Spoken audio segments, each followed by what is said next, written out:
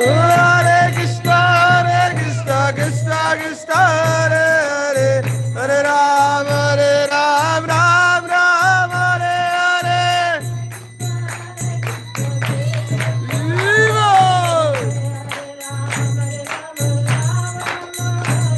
Hare Krishna, Krishna Krishna, Hare Hare, Hare Ram, Ram Ram, Hare Hare.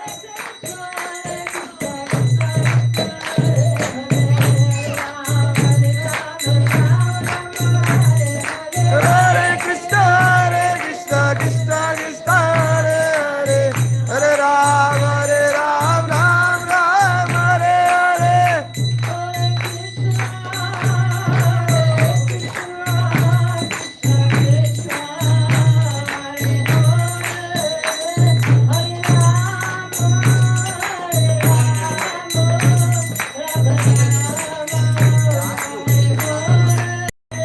Hare Krishna, Krishna Krishna, Hare Hare, Hare Rama, Rama Rama, Hare Hare.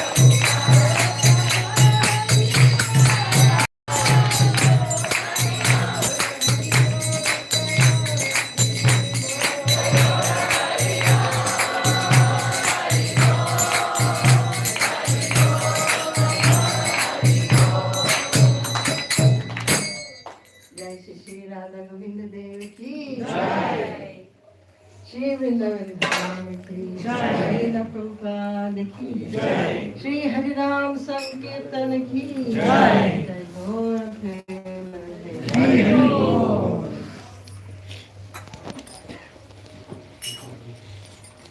So Hare Krishna, dear devotees. Hare Krishna, Hare Krishna. Welcome. Haribol!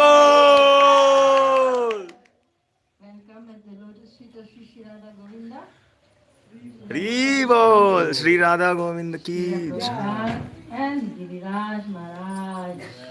Haribol. Welcome to the Vrindavan Institute for Higher Education. Haribol. And thank you very much for coming.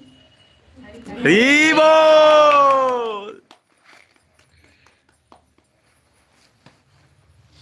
Om Ajnanatvirandhasya Jnanasya Chakramilitam Yena Tasmai Tasmai Shri Gurave Namaha. Okay, so today we were requested to speak about the Srila Prabhupada centennial, and to make sure you know it's true, Haribo. I have brought some proof. Haribo. This is the publication that was created at the time of the centennial. It is called Prabhupada Toshani, to give pleasure to Srila Prabhupada. Haribo. Satisfy him. It's a celebration which was meant to satisfy him.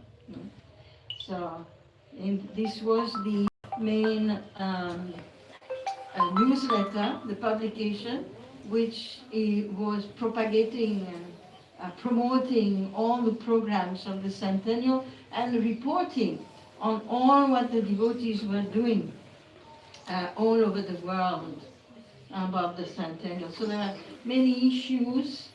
I guess it started in 1992, and the last one was in 1997. So for 5 years, there are so many of these published, and there were more things. There was also the centennial update here, which was something which was connected to the organizational aspect of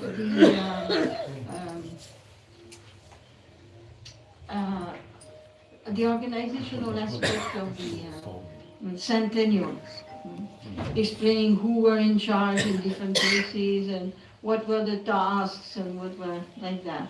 And there was another one I remember, which was the Sahasra Tirthajal Bulletin, which was about fundraising. Do you know, like now in all your temples in Bangalore and everywhere, on Janmashtami you are doing Kalash Abhishek. Haribo. Yes? You are doing Kalash Abhishek? Do you know when the Kalash Abhishek started? In 1996. Haribo. It was created by the Centennial team to raise funds for the celebrations. Oh yeah! Yeah, but then it's going to last forever. So all of them need translations? No. Some of them. Kon, who needs translation? Yara translation bekanda. Don't be shy. Okay. And this side, nobody? They all speak English? So, who will translate? You will translate.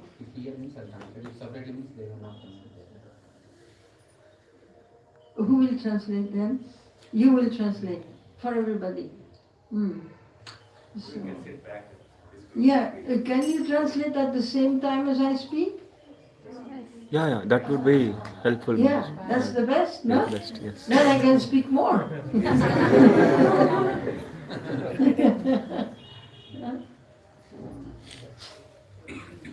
Same time. So what can we do? I have some solution here. There is a room here. Maybe all those who don't understand can sit in the room here, and you can sit here. You all go inside here, so you will hear everything, and you will hear the translation also. Prabhuji can sit here. ఎవరెవరు ఇప్పుడే direct గా విని అర్థం చేసుకోగలిగితే ఇదే ఎవరికైతే పూర్తి అర్థం కావాలన్నమాట ಯಾರಿಗೈತೆ ಕನ್ನಡ ಬೇಕೇ ಬೇಕು ಅಂತವರು ಅಲ್ಲಿ ಬನ್ನಿ ಇಲ್ಲ ಸ್ವಲ್ಪ ಅರ್ಥ ಆಗುತ್ತೆ ಅನ್ನೋರು ಇಲ್ಲೇ ಬಿಡು ಕನ್ಫ್ಯೂಸ್ ಆಗಿರ್ತಾರೆ Sweet South Indian language. Google Pro will translate to Kannada.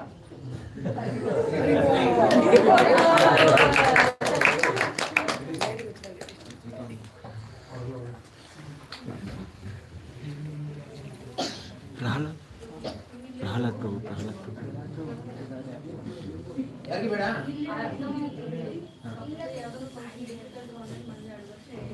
maximum they can understand Mataji. Now they really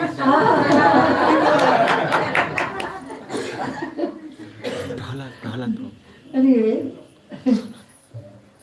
okay, so let me see. You bring red flag when you don't understand. I will speak slowly, okay? Huh? And ఇంకోటి ఏంటంటే Mataji class చెప్పేటప్పుడు with expressions she will narrate it very nicely and మీరు అందరికీ అర్థమవుతున్నారు. Okay, so here's something else which was done. So Mataji నేను చెప్పినట్టుగా సుమారు ఒక 18 ಸಂವತ್ಸರಾల నుంచి అంటే 18 ವರ್ಷದಲ್ಲೇ ಬೇರೆ ದೇಶದಲ್ಲಿ ಇಲ್ಲಿ ಬಂದ್ಬಿಟ್ಟು ಇಲ್ಲೇ ಇತ್ತು ಎಲ್ಲ ಸೇವೆ ಮಾಡಿಕೊಂಡು ಆಲ್ಮೋಸ್ಟ್ ಅಂದರೆ ಫುಲ್ ಲೈಫ್ ಇಸ್ಕಾನ್ ದೇವಸ್ಥಾನದಲ್ಲಿ ಇತ್ತು ಸೇವೆ ಮಾಡಿಕೊಂಡು ಸೆಂಟೇನಿಯಲ್ ಸರ್ವಿಸಸ್ ಅನ್ನೋದು ತುಂಬ ಸ್ಪೆಷಲ್. ನೀವು ನೋಡಿದ್ರೆ ಗೊತ್ತಾಗುತ್ತೆ ಅವ್ರು ಎಷ್ಟು ಉತ್ಸಾಹದಿಂದ ಸೇವೆ ಮಾಡಿದ್ರೆ ಅಂತ ಅವ್ರು ಎಕ್ಸ್ಪ್ಲೈನ್ ಮಾಡೋದ್ರಲ್ಲಿ ನಿಮ್ಗೆ ಗೊತ್ತಾಗುತ್ತೆ. ಸೊ ಈ ಸೆಂಟೇನಿಯಲ್ ಸರ್ವಿಸಲ್ಲಿ ಸೊ ನಮ್ಮ ಥರ ಇವಾಗ ಇರೋ ಥರ ಅವಾಗ ಇರಲಿಲ್ಲ ಸಿಚುವೇಶನ್, ಅದು ಅಪ್ ಆ್ಯಂಡ್ ಡೌನ್ ಆಗ್ತಾ ಇತ್ತು ಇಸ್ಕಾನ್. ಆ ಟೈಮಲ್ಲಿ ಏನಾಗ್ತಾ ಇದೆ ಇಂಡಿಯಾಗೆ ಬಂದ್ರಂತವ್ರು. ಸೊ ಇಂಡಿಯಾಗೆ ಬಂದು ಇಂಡಿಯಾದಲ್ಲಿ ಇದು ಕರೆಕ್ಟಾ ಅಲ್ವಾ, ಒಂದೊಂದು ದಿನ ಒಬ್ಬೊಬ್ರು ದೇವಸ್ಥಾನದಿಂದ ಹೋಗ್ಬಿಡ್ತಾ ಇದ್ರಂತ, ಎಲ್ಲಿ ಬೇರೆ ದೇಶದಲ್ಲಿ ಕೆನಡಾ. ಸೊ ಅಲ್ಲೆಲ್ಲ ಹೋಗ್ಬಿಡ್ತಾ ಇದ್ರೆ ಕೊನೆಗೆ ಲಾಸ್ಟ್ 3 ಮಾತಾಜಿ ಸೇಮ್ 18 ವರ್ಷ ಆಗುತ್ತೆ ಏಜ್. 16 ವರ್ಷಕ್ಕೆ ಮನೆಯಿಂದ ಆಚೆ ಬಂದಿದ್ದಾರೆ ಮಾತಾಜಿ.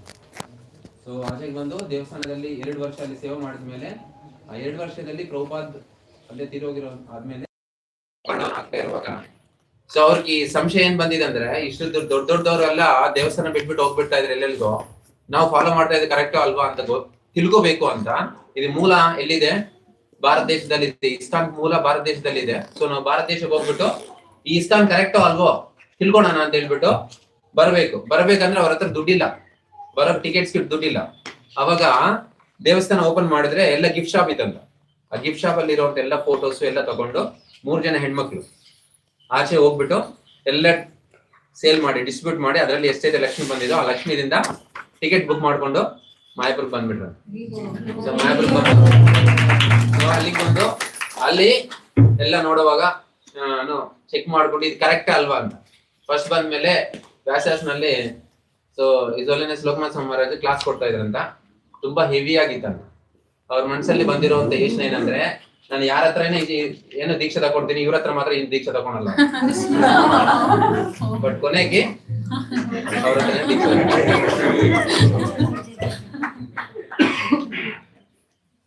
ಮತ್ತೆ what ever I heard in Bangalore just told them. Okay, all right. And so yes, actually I moved to India in 1987. Came to India 1987. That day you were born. Yes.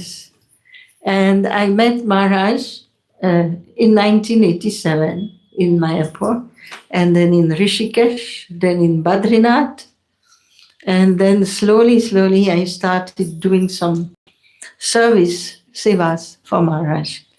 And initially I was doing the Padayatra newsletter. You have seen Padayatra newsletter? Yes. I was doing that for several years.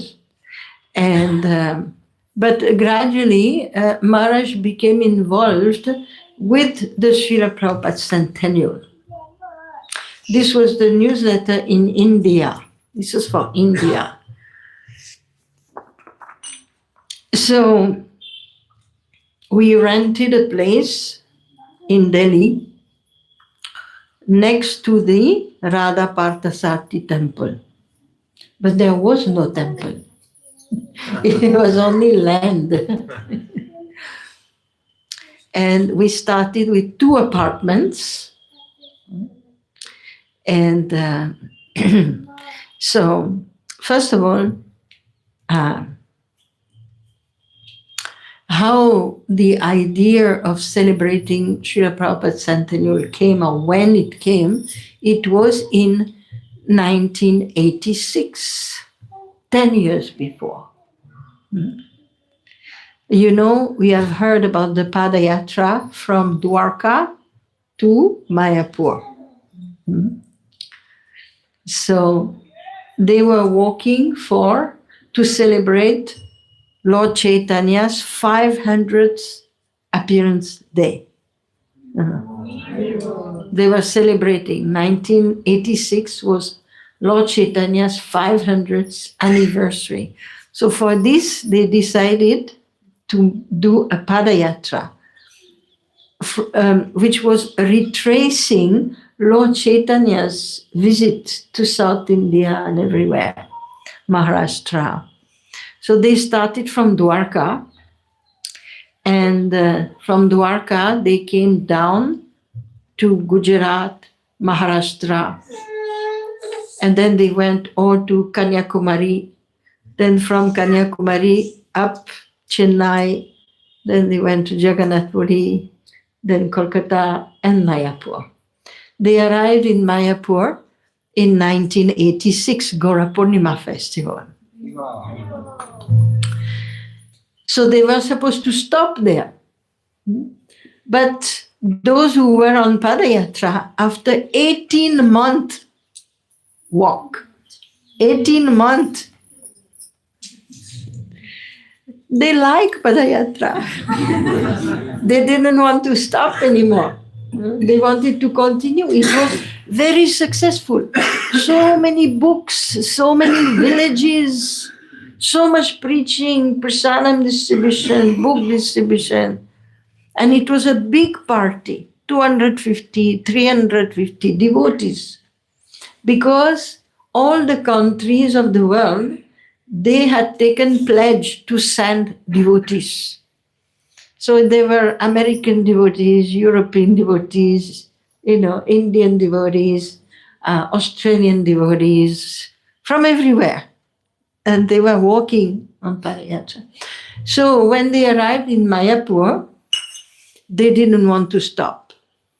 It was a very successful program. So they thought, we will continue. But the question was that they were walking to glorify Lord Chaitanya. Done. Now what we will walk for? That was the question. What shall we walk for now? So Jayapataka Maharaj, some other devotees, Maharaj, they were talking in Mayapur, and they thought, and they look at the calendar. Yes, 1996. Prabhupada's 100th birthday. So, initially, the Padayatra cart, if you have seen, maybe the Padayatra cart, it was named Srila Sri Chaitanya, Lord Chaitanya's Sankirtan Padayatra. It was Lord Chaitanya's Sankirtan Padayatra. So in Mayapur, they took this down and they put a new name, Srila Prabhupada's Centennial Padayatra. And they started. They left Mayapur and they decided to go to Vrindavan. Actually, they wanted to go also to Badrinath, because in India there is something called Char Dham, Dwarka, Rameshwaram, Puri and Badrinath. So they wanted to do the Char Dham Yatra. So from Mayapur, they left for Vrindavan. So this was the first mention in 1986. Then, so they were walking, nothing more was happening, they were preaching. And then in 1989, Padayatra was I joined Padayatra in 1987, in April, 28 April 1987. I joined Padayatra. So by January actually, it was 1989, Padayatra arrived in Kumbh Mela, Allahabad. Wow. And we stayed for 6 weeks. Very cold. And while we were there, Lokanath Maharaj, Guru Maharaj, he asked me to do some research. In Kumbh Mela, there are many societies from all over India, even abroad.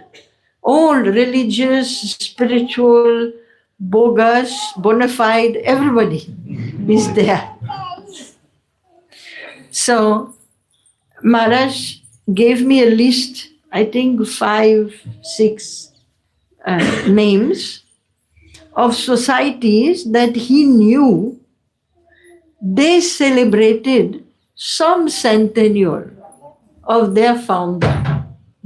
So he gave me questions, how they celebrated, what they did, how it was received, and a list of questions. And he told me, go. I took my notebook, that time no computer, no phone. I took my notebook and pen and I went. I remember I went to the Brahmakumaris. They had celebrated, I think, 50 years or something of their founder. Then I went to Divine Life Society from Rishikesh. They had celebrated something like 200 years or something. And like this, I went to several, I don't remember all of them.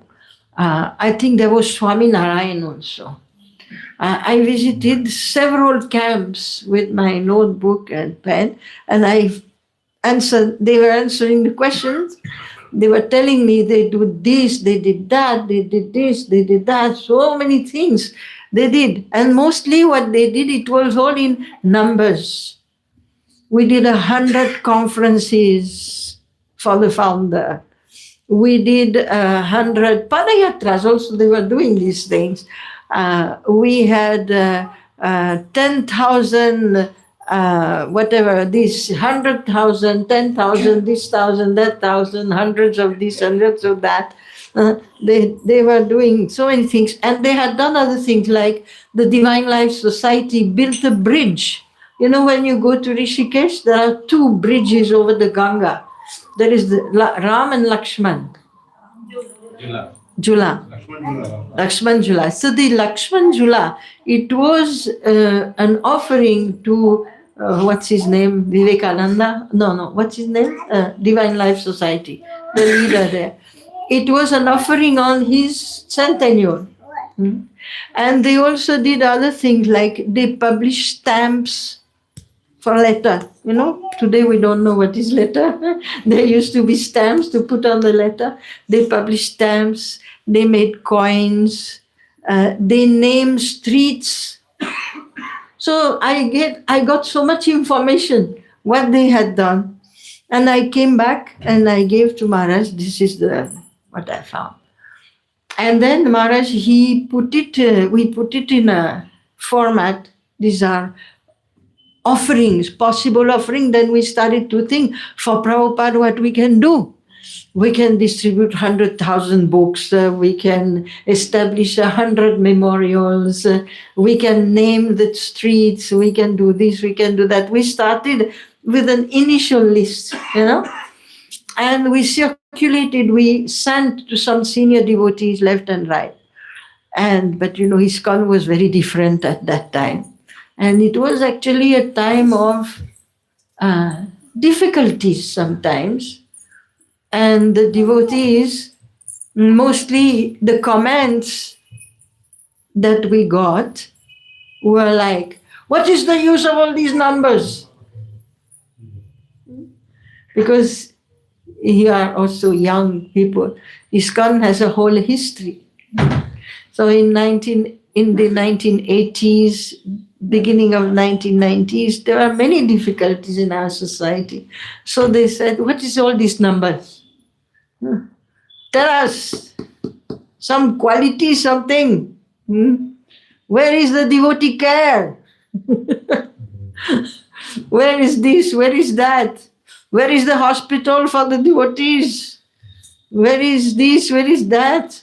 They wanted more quality offerings to Srila Prabhupada. So it started. First, the program was presented, I think it was in 1990. This is 1993 here. It was in 1991, I believe. In 1991, we presented to India first. ICC, you know the ICC, Indian Continental Committee. Now they have many other bodies in India. At that time there was only the ICC, all the temple president meeting. So we went there and we presented centennial plan, proposal. And immediately the leaders of India said, yes, we want to do it. We will do it. So they accepted the principle of celebrating Srila Prabhupada's centennial. And they started establishing, and at first they established Maharaj as the head for the centennial. Later on, this was passed on to someone else. So that was the first step. And so Maharaj was very happy. And in 1990, Maharaj established that Padayatra office. And so that's where we were publishing and all that in Delhi. And then in 1992, Maharaj, confident that the Indian leaders already have accepted this, he went to the international GBC. And he presented that Srila Prabhupada's 100th anniversary is coming. It was 1990. It is coming in 1996. But he explained that if we want a big celebration for Srila Prabhupada, we cannot start in 96. We have to start now. And then he came up with this idea of the centennial campaign. There will be a campaign. Like the politicians, they have a campaign before they get elected. So he said there will be a build-up. There will be a campaign. And in 1992, the GBC accepted also that yes, we will celebrate Prabhupada's centennial all over the world. And they appointed Maharaj as the centennial minister, international centennial minister. So after that, the Padayatra office was renamed. It was Padayatra Worldwide Office, and it became renamed as the Centennial Office. It was Centennial and Padayatra Office. So it was renamed, and then we started working on the plan in 1993 in order to develop the plan in a way that the devotees would accept it. We invited devotees from all over the world to come to Mayapur during the festival, Gora Purnima festival, during the GBC meeting. We had like 80, I think, devotees who came from all over the world. And for many days, they were discussing what to do to celebrate this centennial. And gradually a plan was developed with different areas, how to please Prabhupada. And then later on, one of our godbrothers, Atmanivedan Das, he passed away maybe 1 or 2 years ago. He was from Maharashtra. He was a designer, artist. So he put the plan in the form of a beautiful lotus. 12-petal lotus. And that 12-petal lotus was distributed all over the world. And there were 12 petals like that. The first one was increasing Prabhupada consciousness. Everybody should think of Prabhupada. Everybody should center around Prabhupada. Otherwise, how we will be united? Here, disciples of Lokanath Maharaj, there, disciples of Jayapataka Maharaj, over there, disciples of Bhakti Vikas Maharaj, on the corner there, disciples of somebody else, and all pulling the carpet. This is my devotee, this is my devotee, this is my devotee, this is my devotee. All the preachers trying to bring people to their own house. So in this way, it is not complete. Hmm? We are one society. We are one family. And Prabhupada gave us example of bundle of stick. So many small sticks. Stick, you understand? Stick, wood stick. So many small stick. If you take one small stick, easily broken. But if you take all the small sticks and you bind with a rope, then you cannot break. So, increasing Prabhupada consciousness. That meant now wherever you go in ISKCON temple, there is Prabhupada deity. But it was not like this before. There was photo. So, making deities, distributing deities, and telling them Prabhupada must be dressed every day. Prabhupada has glasses. Prabhupada has book. Prabhupada has shoes. During japa, he has japa. During class, he reads. You put on his glasses. Guru Puja every day in all the temples. So read Prabhupada Lilamrita. There's a big campaign, read, everybody read Prabhupada Lilamrita. So in this way, bring Prabhupada in the center of ISKCON, because he is the founder. Okay, we in the future, we will be remote by many generations. But it's like today there is Madhvacharya. All the Madhvas, they come in different lines of their own gurus, the Ramanujas, the Nimbarkis. But all of them, they are known as Ramanujas. But they are not straight disciples of Ramanuja. So in the future also, Srila Prabhupada has to remain the center of ISKCON so that we all work together. Then there was increasing spiritual standards, second petal. The spiritual standards have to be worked on, and that included creating institutes for study of Prabhupada's books, organizing japa sessions, making sure the devotees are chanting their rounds, all sorts of things dealing with the spiritual standards. And then there was something like cultivating the congregations, you see. Because until the 90s, now I'm sure you all come from home, but we used to come from the ashram. Wow. Everyone used to join the ashrams. At least 1 year, 5 years, 10 years, 15 years, people were in the ashram. And then if they want, then many would go out and get married. But the people there was a lot of ashram devotees. The temples were full all over the world of devotees. But then, because preaching, so much preaching, then we started having more grihasthas. Everywhere, people, congregations. Today, everywhere is more congregations. That time was less congregation, and the congregations were not organized. People were making devotees, and that's it. There was no groups, there was no counselors, there was no satsangs like this. It was not developed like this. So Jayapataka Maharaj was the first one who started a system, the Bhakti Viksha, to cultivate the congregations and give the power in the hands of the congregation that they can also preach. Not just the temple devotees preach and all the congregation listen. No.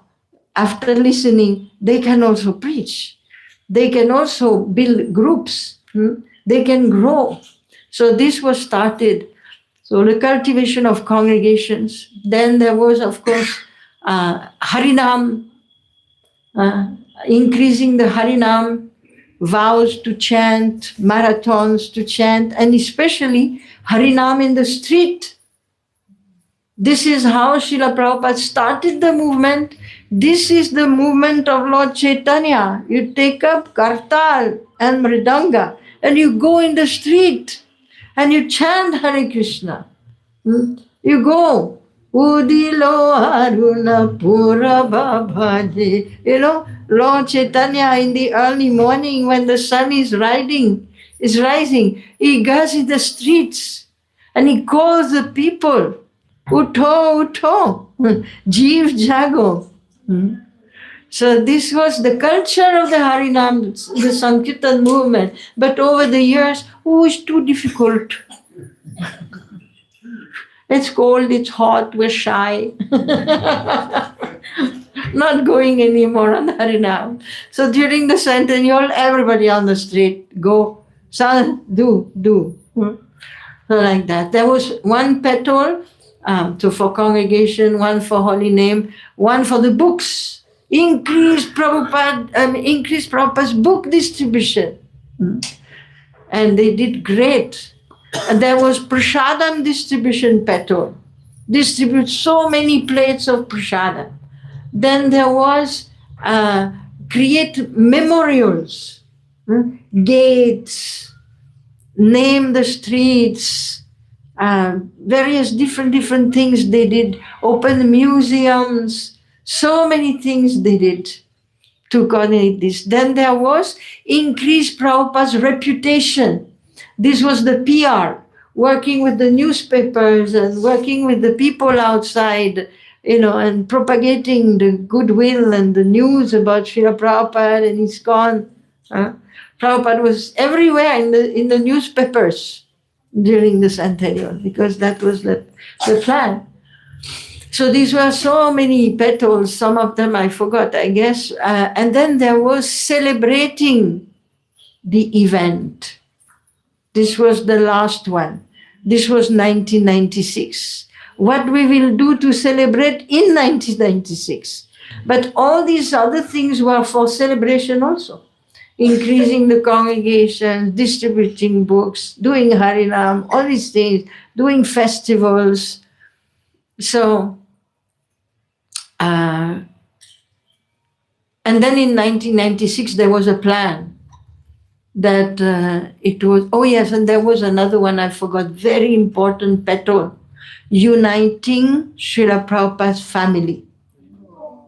This was most important petal because by 1990, many Prabhupada disciples especially, they were no more active in the temples. Either because they became grihasthas and then they took their distance, but there were also various political reasons why they had distanced themselves. So they were somewhere on jobs or on farms or something, and they were not doing service. They were not coming to ISKCON. They had distanced themselves. And we didn't even know who they are and where they are. So one Prabhupada disciple, one lady from Alachua in USA, her name was Mahamaya Devidasi.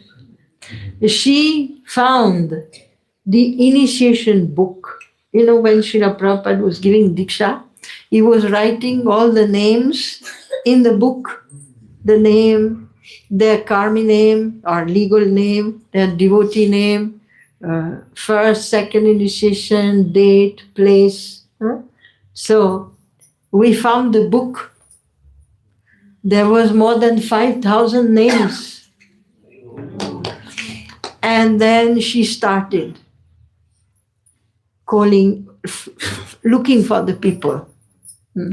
By calling, like if you know one Prabhupada disciple, you go meet him. Who else you know? So like this, she was collecting from those who were around, we collected the names of others. And every time you found one, you ask him, where are the others? So in this way, they connected with hundreds and hundreds and hundreds of Prabhupada disciples. They discovered some of them had already died. Some of them, were somewhere else. And then they created a program called Prabhupada Nights. Prabhupada nights. It started in Los Angeles because in California there were many disciples.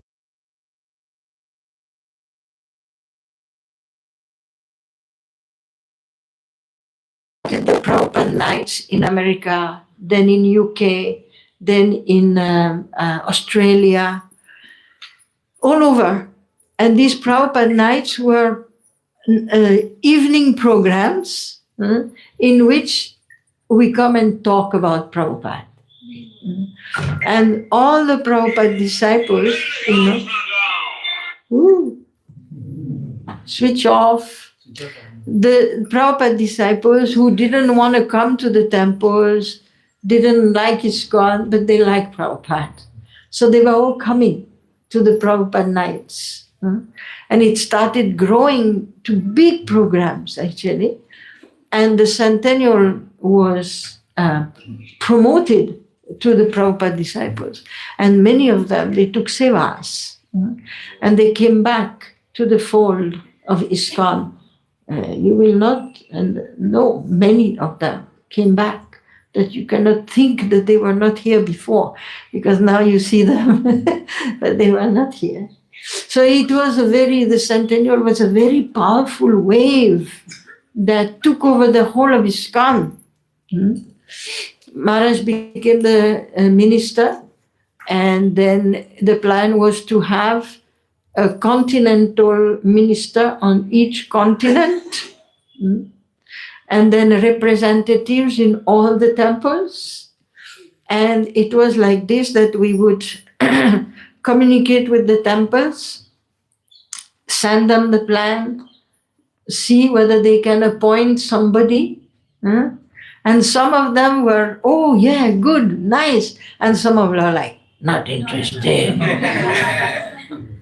So, but if they were not interested, still we manage.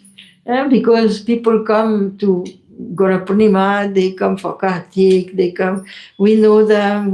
So if the temple president was not interested, then we would go around, and we would have a representative in the congregation.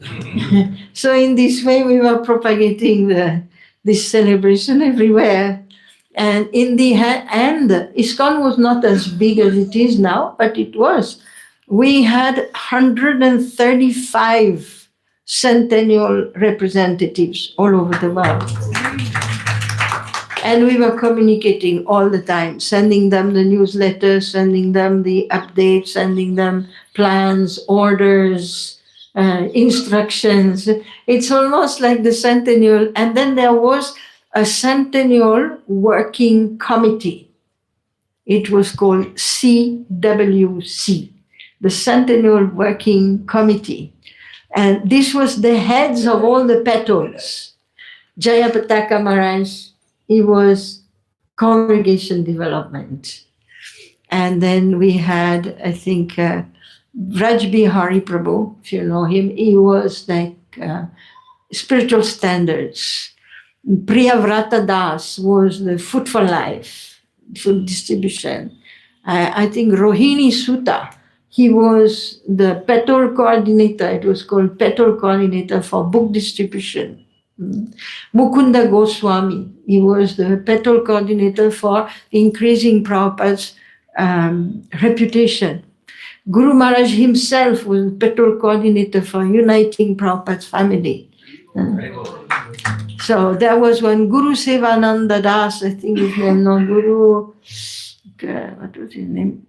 I forgot. Sadhu Sangananda. One Sadhu Sangananda Das, he was in charge of the memorials. So like this, the petal coordinators, Bhakti Tirtha Swami, he was also involved. I forgot which petal, but so the committee used to meet, and they were all very powerful people. Some of them were GBCs. And we would discuss, and then all the centennial plans were distributed all over the world. And for the Srila Prabhupada celebrations, for the events, it would start on Gora Purnima 1996. Now when you go to Mayapur, there are so many guest houses and there are thousands of devotees. But these things had gone down. And in the Mayapur festival, if you had 500 devotees, it was a lot. You must think that one thing is the Indian yatra was not developed yet. The Indian yatra developed in the second part of the 90s and 2000. 20 years ago, the Indian yatra developed. It was not developed before. There were not so many congregations in India. So, first was the Gora Purnima festival, and we renamed it the Hare Krishna World Convention. A convention in English is like a big gathering. So the Hare Krishna World Convention. And they brought the best singers, all the dramatists, the drama groups from all of different parts of the world to do these evening programs, beautiful cultural programs, and so many speakers were there. So they had a big Navadvip Mandal Parikrama. So this was the World Convention. There were many, many events during that time. And and then the second after that, it was in Mayapur, and it was supposed to be in Vrindavan also and in Calcutta also. So we hired many, many, many, many buses. And we took all the devotees from Mayapur to Calcutta. We visited with a huge procession, 100 country procession. It was called 100 country procession. 100 kirtan parties, each party with a flag. France, Italy, Brazil, Israel, Russia, India, Bangladesh, Pakistan, 100 countries.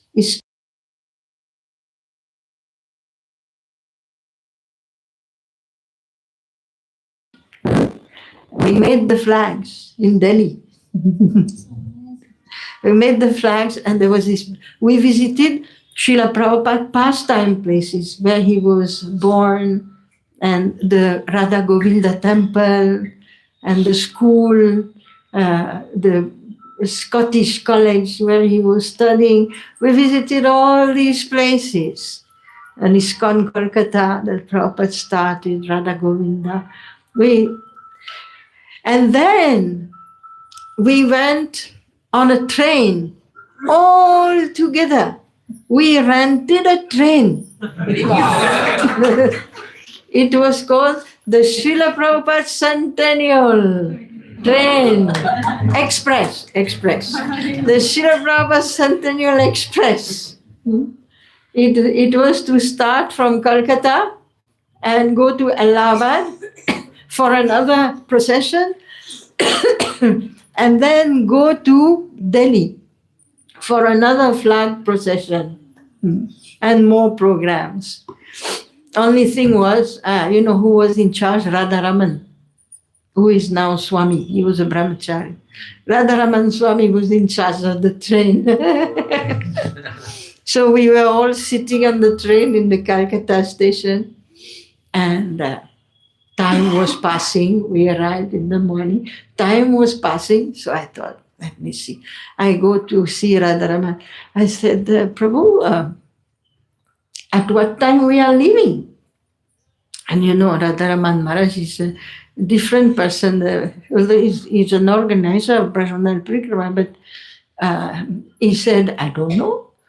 I said, oh. And so he went, he said, I will go and talk to the station master. So he went to the station master, and when he came back, I said, so what time are we leaving? And he said, the station master said, whenever you like. And when he said that, I said, oh my God, I understood this means this train has not been scheduled. Right? You can leave anytime.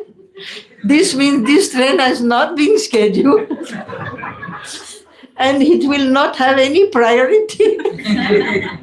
And it happened only. We started, and after 3 kilometers, stop. Every time there was a, what do you call it? Crossing. Huh? Crossover. A cross, the crossing. Every time there was a crossing, we had to wait until one train passed, 2 trains passed, 3 trains passed, because they are on time, no? We don't have time.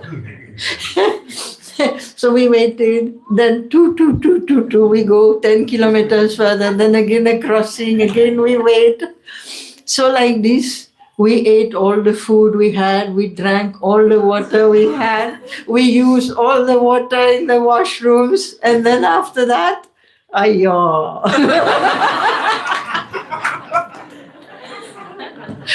We were in the countryside, that the devotees are always transcendental. It was such a, in one bogie there was Radharaman Maharaj giving katha. In one bogie there was somebody doing some other katha. In some bogie they were singing bhajans. In some bogies they were doing this, doing that. And there was a kirtan party that was constantly going from front to back, front to back. Front. It was such a transcendental train. And then it would stop, so that we never reached Allahabad.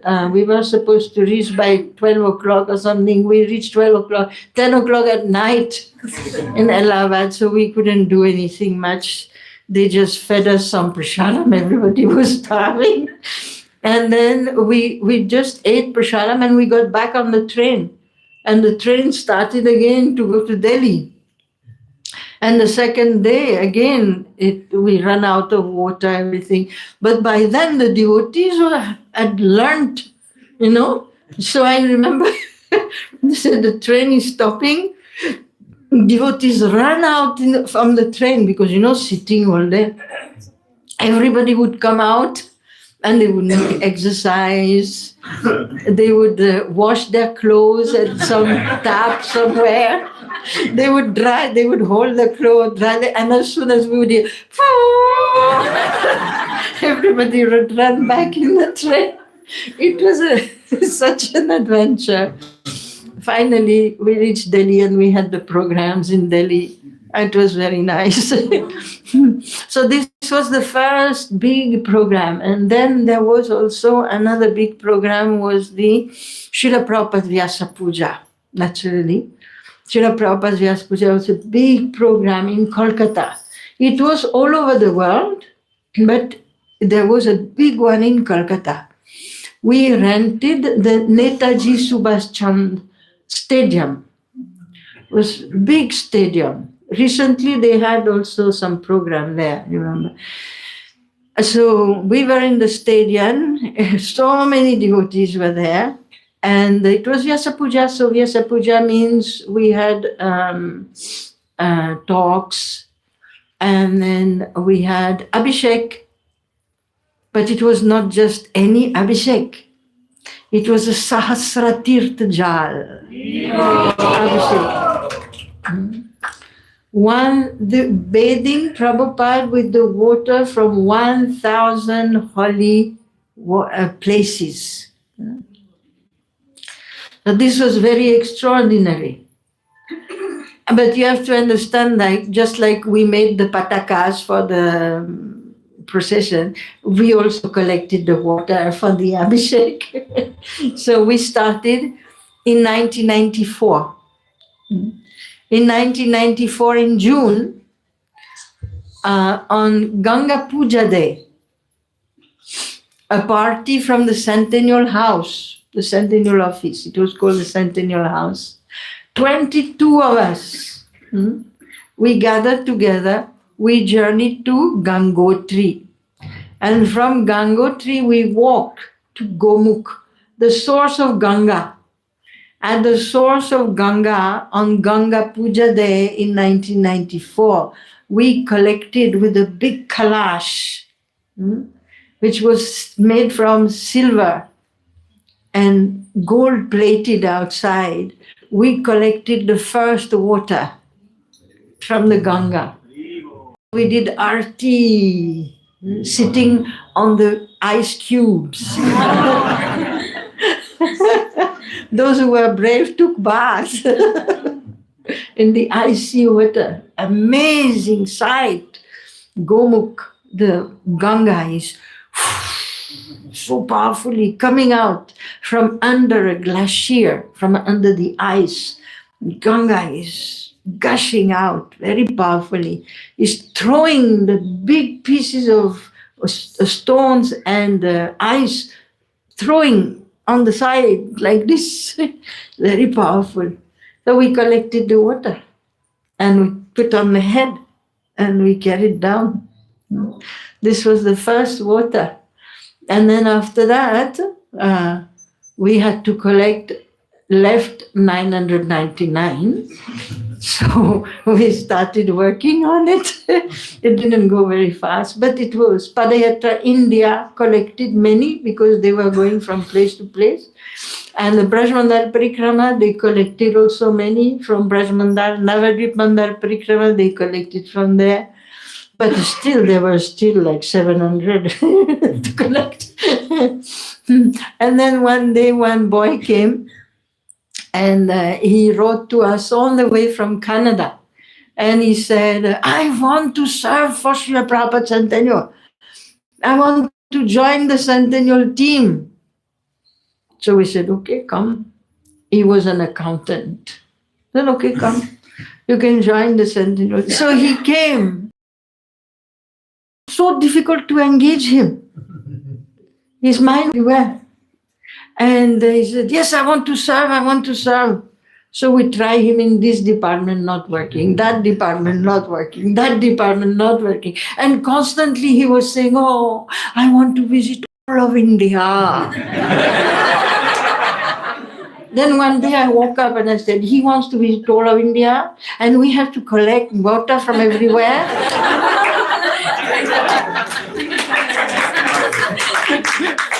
That's him. I forgot his name. So then we sent him out. India was very different. Just to find a container where to put the water was difficult. Mostly there was all these, dibbas, a metal dibba. When you put water in a metal dibba, it will leak. And you have to go on train, bus, far away. So we're like, how we will collect the water? So many problems. And so we went to Delhi and we searched and searched and searched. And we found some first, what they call PET bottles, which are good for food, And we bought like these 5 liters, 3 liters, 5 liters of these bottles with a good lid that won't leak. So we bought so many, hundreds and hundreds of these bottles. And then we sent him out. Go. We sent him out with the list. There was a list. How the list came out? One time they were, I think it was Badri Vishal Das, Chaitanya Chandra Das, and there was another one, Radharaman Swami. They were sitting in Maharaj's office in the Centennial House. And I came and I was waiting outside in the lobby. I was waiting that they finish to meet Maharaj.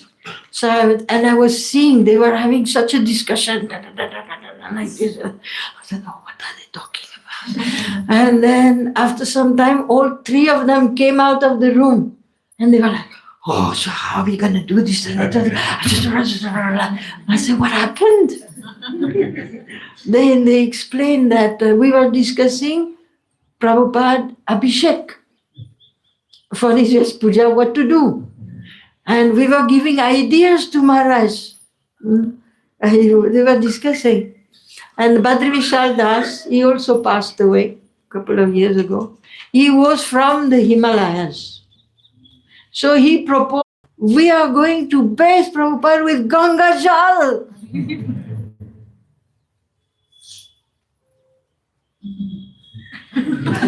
Maharaj said, yeah, I guess it's a good idea. Ganga Jal, it's special water. Ganga Jal. Yeah. But why not Jamuna? Why not the Radha Kund? Better no. So then they discussed, then they came up with, Maharaj, we are going to bathe Prabhupada with the water from the 7 holy rivers of India. Huh? Yes, Gange, Chai, Munichiva, Godavari, Saraswati, Narmade, Sindhu, Kaveri. Wow! Yes, Maharaj, we will collect water from all the 7 water rivers and we will bathe Prabhupada. This is real celebration. Maharaj he was sitting like this. He had a seat, low seat with pillows and bolsters. And then they kept talking and talking and talking and talking. Then finally said, Maharaj, we can collect water from 108 holy places. Then Maharaj became happy. But no, because he said, 108, 1008. And then all 3 of them became like, oh. How will we do that? So when they came out, they were all like, and then the next days, for days, Chaitanya Chandra and Radharaman Swami, they were sitting there on the coach with books and books and books. They went through the Bhagavatam, and then Radharaman, very learned. So they brought some other books, more books, this book, that book. And they were looking all the tirthas. Where are the tirthas? 1008 tirthas. So they made a list about 1500, 1600 tirthas they made. But this is from the book, from Shastra. There is Shastra and there is India. 2 different things. So then they had to look at, now this place, it has a name in the Shastra, but where it is in India. So much work to find where is the place in India. So they did that work. And then somehow, some places they could not find, so the number was coming down. And when we sent the people for collection, sometimes they would arrive in the place, they had to go by train, then by bus, then by rickshaw, then by walk. And then finally they get to that small village at the bottom of the hill. And they arrive there and it is dry. It is no more there. Or it has become Tati Kunda, which means people are doing their morning business there. You cannot collect the water from there anymore. So there was all sorts of situations. But somehow, this boy from Canada, he was Indian-bodied. His mother is a disciple of Srila Prabhupada. Her name is Subuddhi Devidasi. So her son it was. And he collected for 350 places on his own. He almost died because he went to collect in Tripura, Nagaland, those places in eastern India. Yeah, they got him at gunpoint because there are different guerrillas.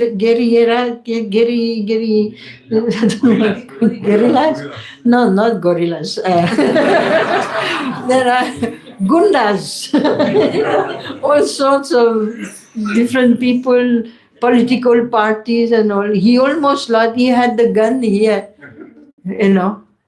He was like, Prabhupada. He was saved somehow. He almost died there. He had accidents also, falling into the hole somewhere. He was collecting from so many places, waterfalls, rivers, ponds, seas. So we did all this collection. And then one devotee from Delhi, he was actually a South Indian. He also passed away. His name was Braja Bhaktivilas Das.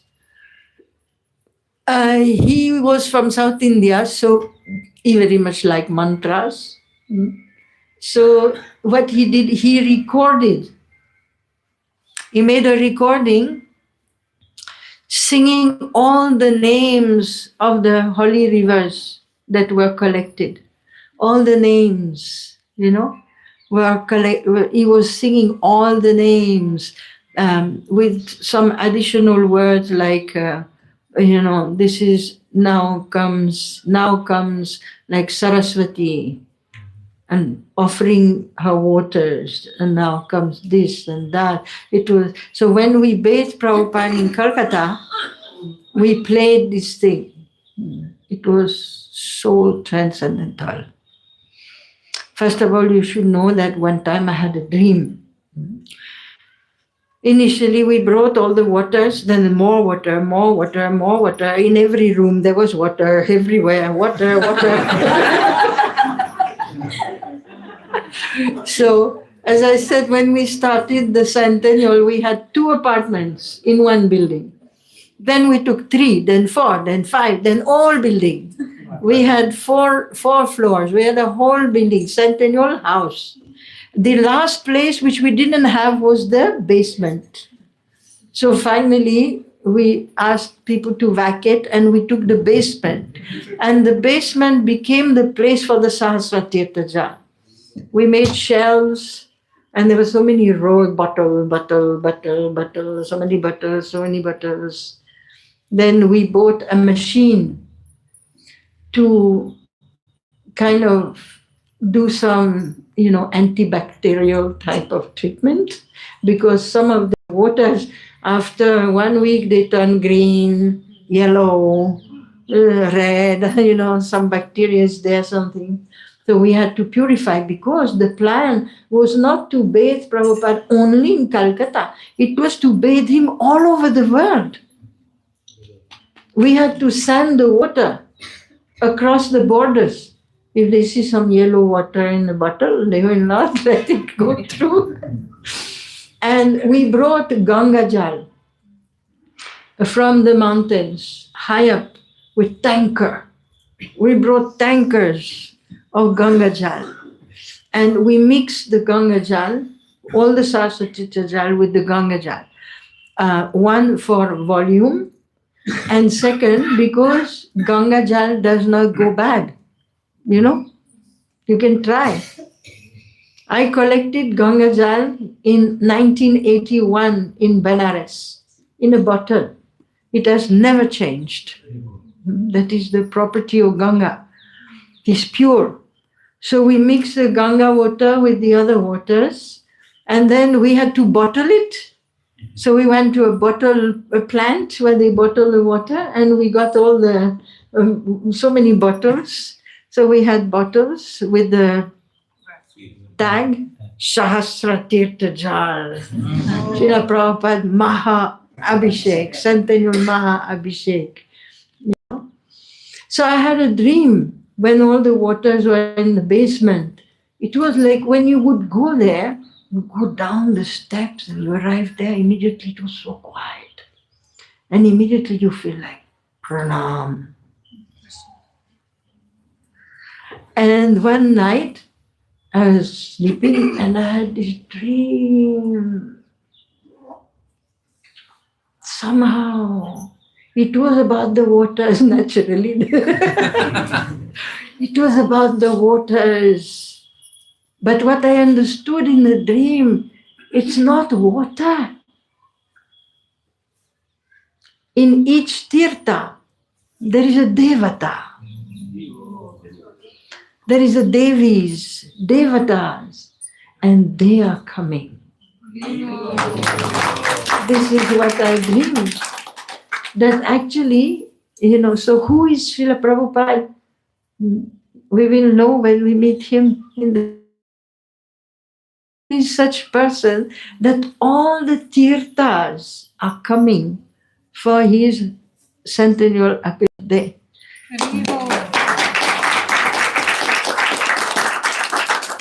Next morning, I was so excited when I woke up and said, wow, it's not water, it's people.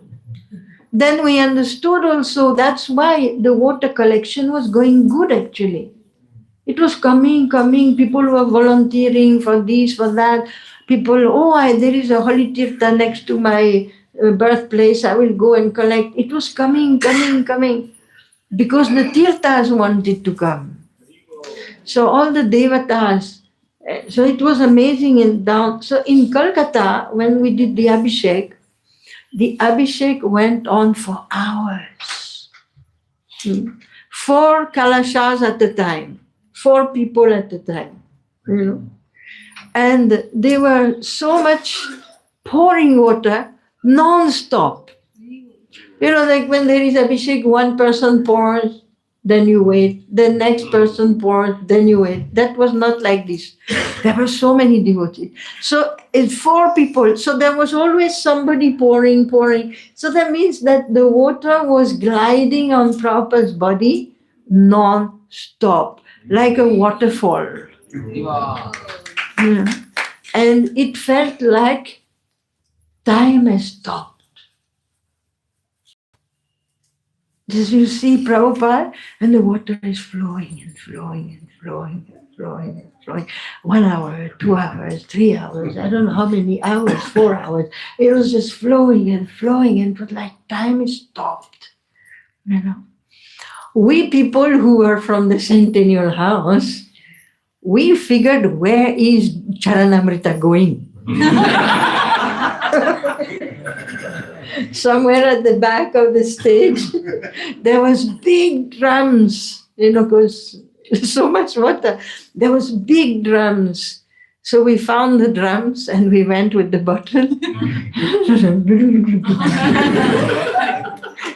until we fell on the floor.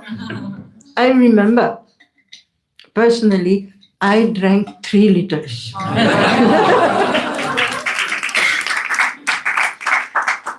Then after that, there was bhog offering. And this was the biggest bhog offering that ISKCON had ever seen.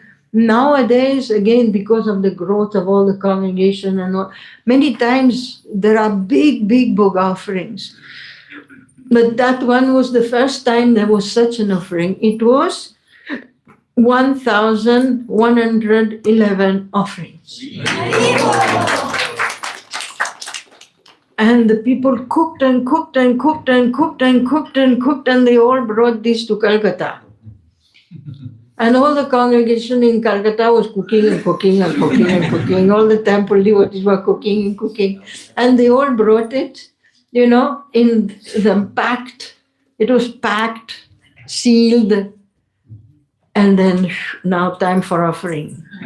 Okay, what to do? So they brought so many tables, so many tables. And then I was in the team of opening you open 1, then 2, then 3, then 10, then 100. You keep opening, and it is still coming. Some people were carrying them, some people were opening, some people were setting it. And so we set all these 1,000 plus bhogas there, and then ding. Again, the time stopped. It was wonderful. Like Prabhupada was there, honoring all these offerings. Then Bhakti Purushottam Maharaj, he was in charge of that festival. So I went to him. And I said, Maharaj, what's the plan? Like after, he said, now it's not offered. It's okay. What will happen once it's offered?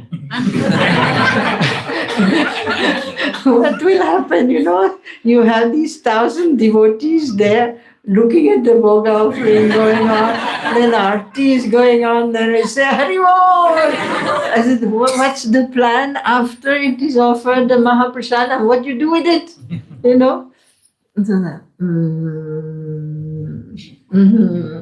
the plan was made like ad hoc, We found devotees and we started making a chain. That 1, 2, 3, like this to pass on. To go and put it in the rooms to lock it. Because we have to distribute now. So many devotees are there. So after that, so when the arti was over, we started this chain, So we were like, pass on, on. So people would come and they would go like,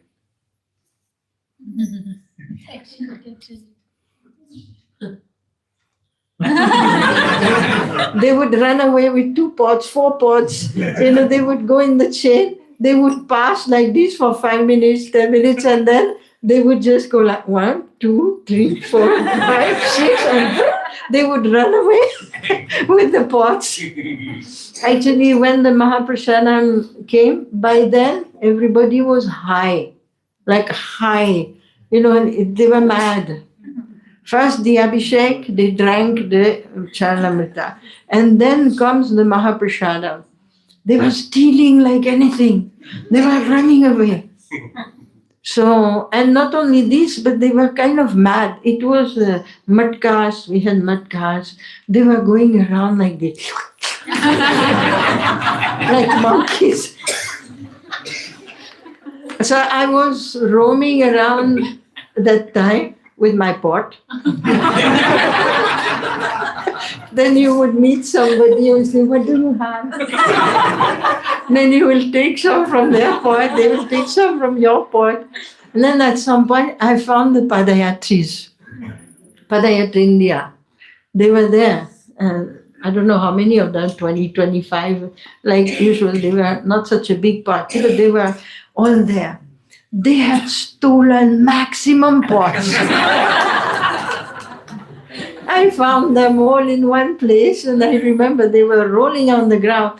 They were eating. They had so many pots stolen. I said, "What, you have done well." So they were all eating, and everybody was eating from each other's pots. It was very, I cannot say, it was so ecstatic, so very ecstatic. So these were some of the things that happened during the centennial. That was very extraordinary. But the most wonderful part was the impact that it had on ISKCON society. It brought back Prabhupada's disciples. It brought back Prabhupada in the center. Because you don't know, but after Prabhupada left in 77, Prabhupada, before leaving, he appointed 12 devotees to give Diksha. And somehow, to make a story short, they were advised by somebody that the way they will going to proceed is they will divide the world. So they made 12 zones in the world. And they would initiate in their zone. It is what's called the zonal acharya system, which proved not to be a very good thing in the end. So there was that system, and because, Srila Prabhupada, he was preaching only for 11 years. So those who became sannyasis, those who became gurus, maximum they were 11 years old. Like suppose some of you have been a devotee for 10 years. Any of you have been devotees for 10 years here? One, two. So tomorrow you start initiating. See? Tomorrow you become guru. Hey Krishna Tattvavetta, hey Sai Guru, hey. So like this, they were 10 years old, 8 years old in devotion, and they became spiritual masters. So there were accidents. They were not all able to maintain, and most of them fell from the path. But they fell from the path after initiating hundreds of devotees. Because you see, the process is Lord Chaitanya's movement. And even after Prabhupada's departure, it continued. Prabhupada said, you follow what I have given you. And they followed. Mangalarti was there, deities were there, They maintained the temple, they kept distributing books, people kept becoming devotees. So by the 90s, not the 90s, by the end, like 10 years later after Prabhupada left, one guru had like 500 disciples, which nowadays, so less, but it was lots that time. So they had hundreds of disciples. So when they left, which was not one left, many left, then there was big crisis of faith, Shraddha. What is this? How can Guru fall? How can Guru go away? So the whole of ISKCON was it was not going very well. Devotees were disappointed, devotees were puzzled, questioning, angry. So all this was going on. But before this happened, all the focus had been taken from Prabhupada and put on the acharyas. And in the temple rooms, there were 2 Vyasasans. Now you see only one. That's Prabhupada. But at that time, there were 2 asanas. Same size. One for Prabhupada and one for the zonal acharya. And the Guru Puja was first to the zonal acharya. And some they were doing Prabhupada Guru Puja also. But the main prominent worshipable figures were the initiating gurus. And it was a mistake because they were young and also because you cannot ignore the acharya. So many things happened. So the centennial forever removed these Vyasasans.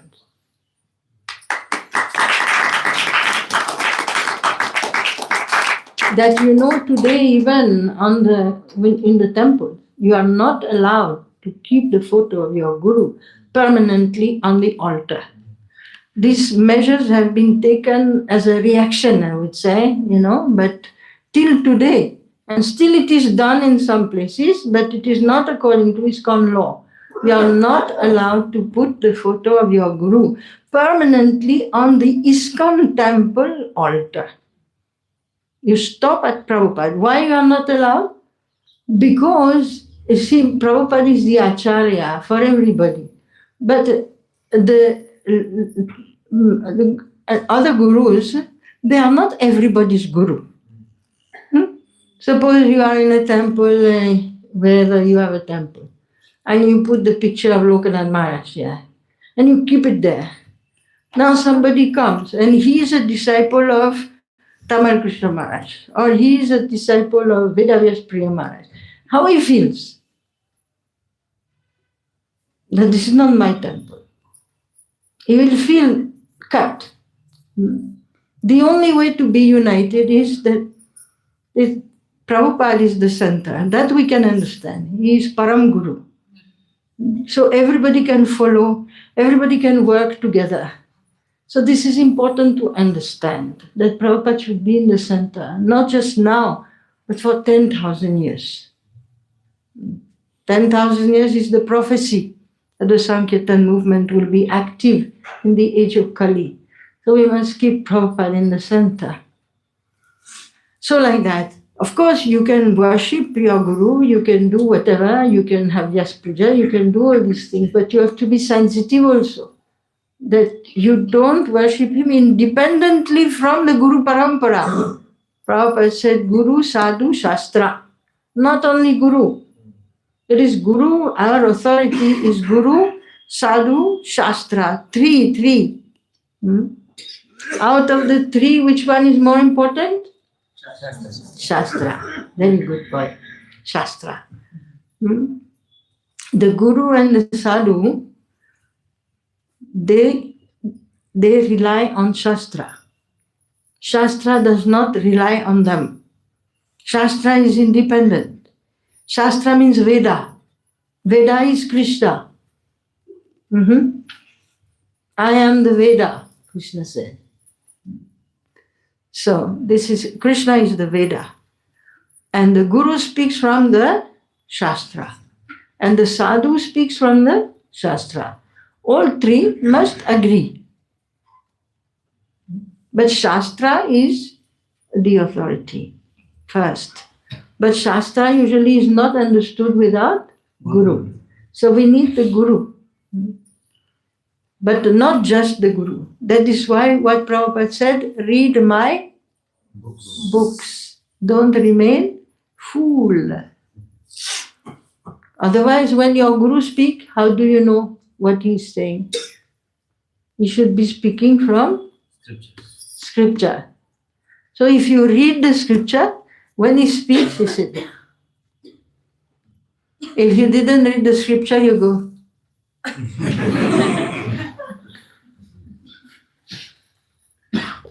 Anything he can say, Gurudev, Gurudev, Gurudev. It's nice to have faith in Gurudev, but that's not according to Shastra. Shastra said you must have faith in Shastra. You must know the Shastra. Shishya must learn. Shishya is a disciple, is a student. So he must learn the spirit, the scriptures. So this was a very wonderful work done by the Centennial to bring back Srila Prabhupada in the center so that everybody is one family. We are brothers, sisters, we are cousins. We have brothers, we have uncles, we have cousins, the big family. But grandfather is one, this Prabhupada. So that was done by the Centennial. And the Centennial also revived the Harinam Sankirtan, all the activities on ISKCON. We try to put some energy into that. It was very nice, very wonderful. So you have learnt enough, I think. Now you know that once upon a time there was a Centennial celebration. Right?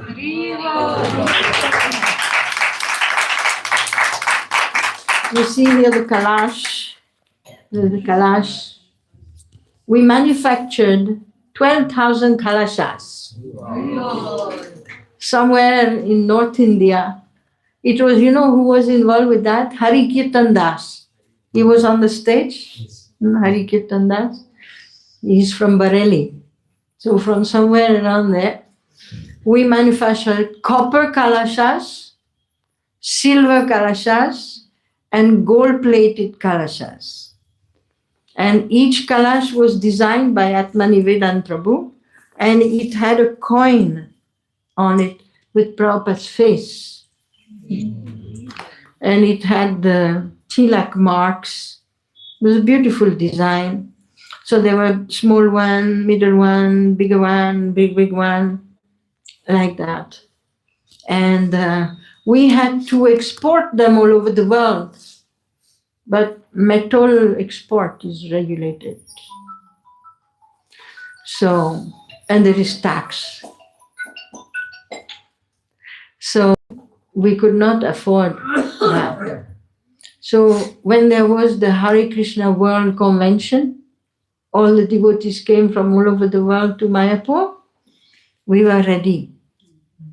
We had Saraswati Tazar, and especially we had the Kalashas. And we distributed in Mayapur. We distributed in Mayapur. And all the devotees put in their suitcase. So many suitcases, so many, and they left with this thing. The water we exported. We got it, as we said, we got it like certified, pure, and we exported the water. But the Kalashas, they were smuggled, they call it smuggled, in the suitcases. One time I went to America, we were going on Centennial campaign. It was 95, I think, not 96 maybe 96 it was. So usually Maharaj was going, every year he was going round, preaching. And then one time we went to America and there was a big meeting. So Maharaj took me and he took his servant So there was his servant, there was me, and there was Maharaj. So we packed all the suitcases, and the suitcases were American suitcases. It's very big, like with huge, 3 huge suitcases. As it is, Maharaj always traveled with a very big suitcase when he goes around, because he was always taking proper toshani and this and that. So we had these 3 huge, big suitcases, plus more suitcases. We arrived in America. We come out of the plane, We arrived in America. It was at the custom. When you arrive in the airport at the custom, first the luggage comes on the belt, It goes round, you have to collect, you put it on a trolley, then you push the trolley and you go exit. When you come to exit, there is green channel and there is red channel. Green channel means nothing to declare. Means you don't have anything valuable. So you go green channel, you go out. And red channel means you are carrying something which is taxable. You have to go through the customs. And so we were in Maharaj and we were following Maharaj, to the trolley, and Maharaj says green. So we went through the green channel. As we were going through the green channel, the police were like,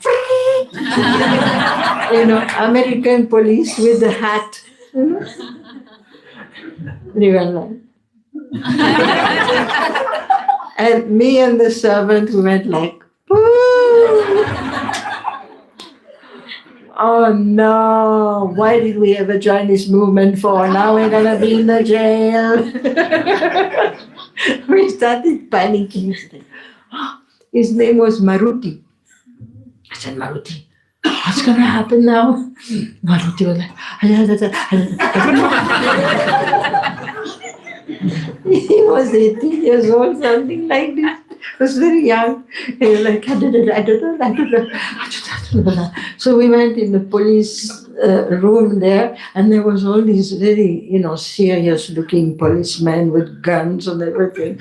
And we were like, Hare Krishna, Krishna.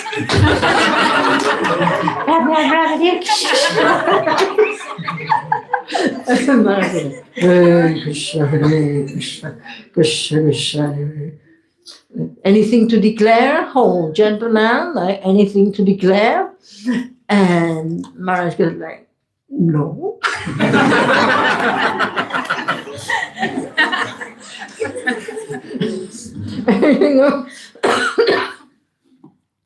And then I was looking at Maruti, and he had been packing all the suitcase. I said, see, one suitcase was all Maharaj stuff, clothes, this, that, some papers on this, and so many things. And then one suitcase was full of these ones here. The Centennial Manual, the plan. We were going to America to distribute that plan to all the temple presidents. So there was one suitcase full of these Prabhupada Toshanis, that's all this. It was very heavy. And there was one suitcase full of kalashas. Wow. Silver, pure, copper, gold plated. I don't remember. Okay. Because all the suitcases looked the same. So, and then this man comes, he was having a stick and he was like, beating the stick in his hand. This one. Not this one. This one. Open this one. Pasira. So Maruti was like, where is the key?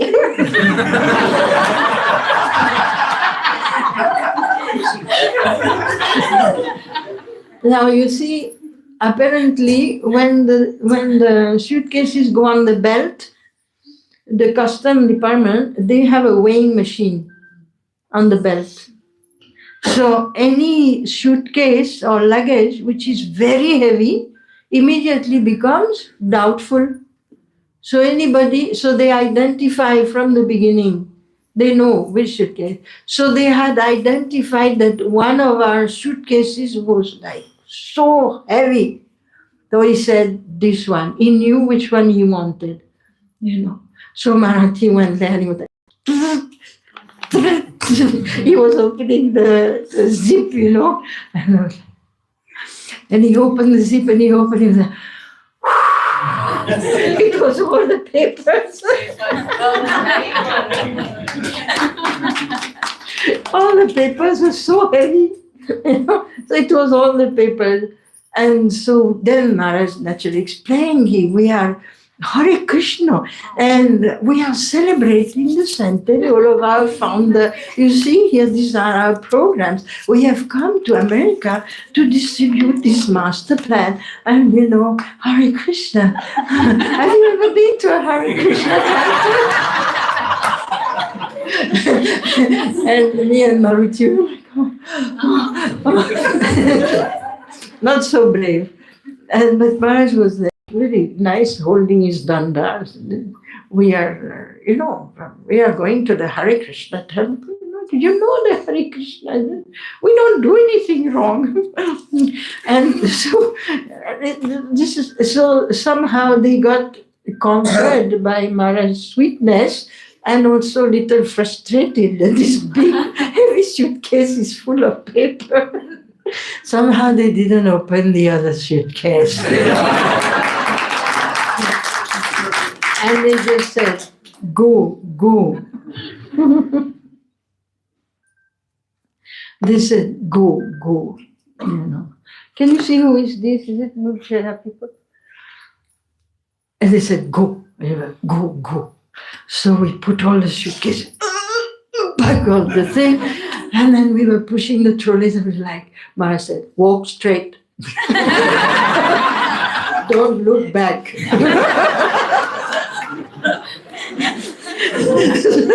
Straight. Then there was devotee who was waiting outside. I remember one time when devotee, he was also a god brother, he was waiting outside. And he came with a van, He came with a van. But what happened is there was a big hole in the bottom of the van. No. No, yes, it is there. Yeah. Yes, it's there. Yes, it is there. 5:30, no? What time? Normally 5:30, unless there was another. Okay, we'll check and get that. Okay, so this was some stories of the Srila Prabhupada centennial. He did many, many things, and one of the vows, or offerings for Prabhupada centennial was 100 padayatras. Padayatra in 100 countries. And we completed 108. There was a special issue of the Padayatra newsletter with all the 108 places, name of the deities, where they walked, how they walked, like that. And also Padayatra India, 50,000 kilometers. That was the offering. The Mother Padayatra, 50,000 kilometers were completed. Now, what that meant, I can tell you what that meant, because I was on Padayatra, and they knew they had to finish 50,000 kilometers. So we had to walk a lot. That's what it meant. That we would walk and walk and walk. Nowadays, they have changed their thing. And, when you walk, 10 kilometers is for a Padayatra, 10 kilometers. 15 kilometers, truly speaking, when you get used to it, 15 kilometers is a good walk, like morning exercise. You walk 15 kilometers, it's not that, it's okay. You walk 15 kilometers, okay. Yeah, it's okay. 20, more. 20 is it's more than a good walk. Yeah. 15 is a pleasant walk. 20 is a good walk. It's like you had enough, 20, 22, done for the day. Not exactly, because on Padayatra, you walk in the morning, you get to the place, then you take bath, you rest, you eat, and after that, you go on Shobha And 3 kilometers, 5 kilometers, again, you go around in the town. But then 25, 26, 27, 28, then, as they say in Hindi, maar gaya.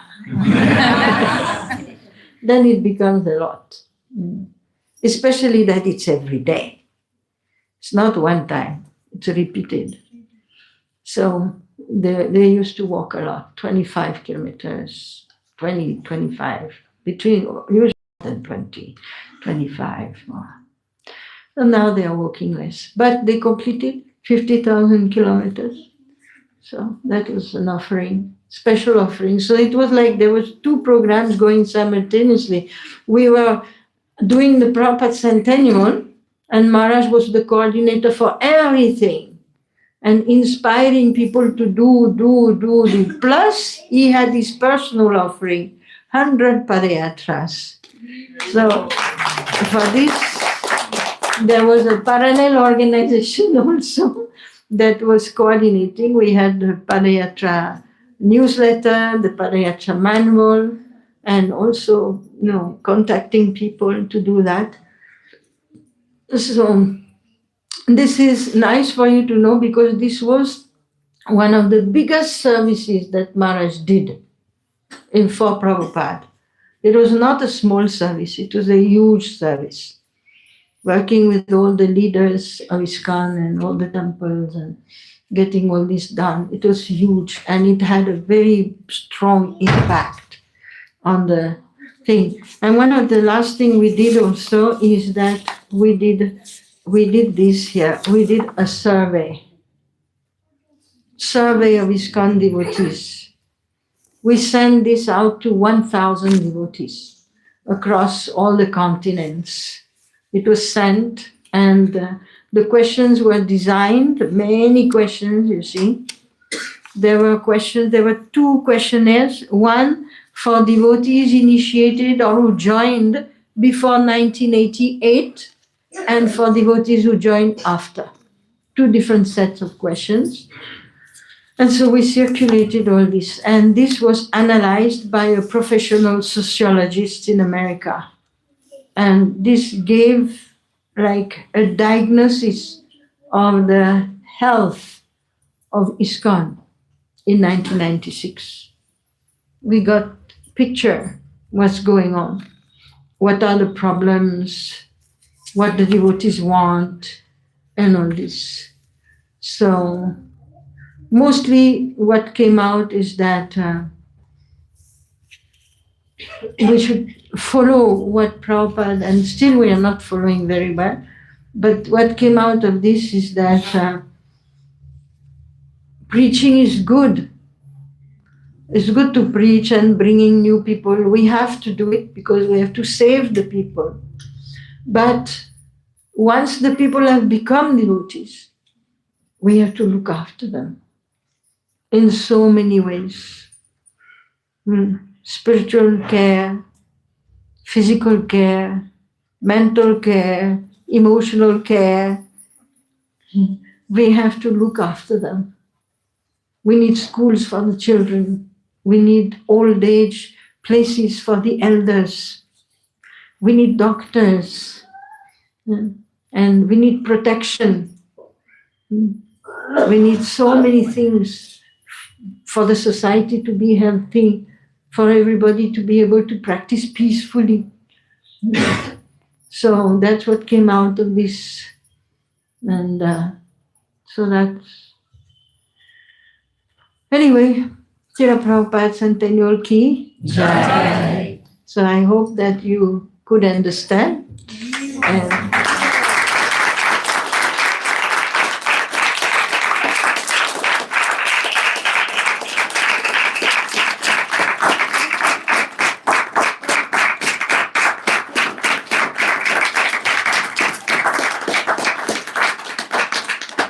this was Maharaj's biggest service that he ever got, besides the Padayatra.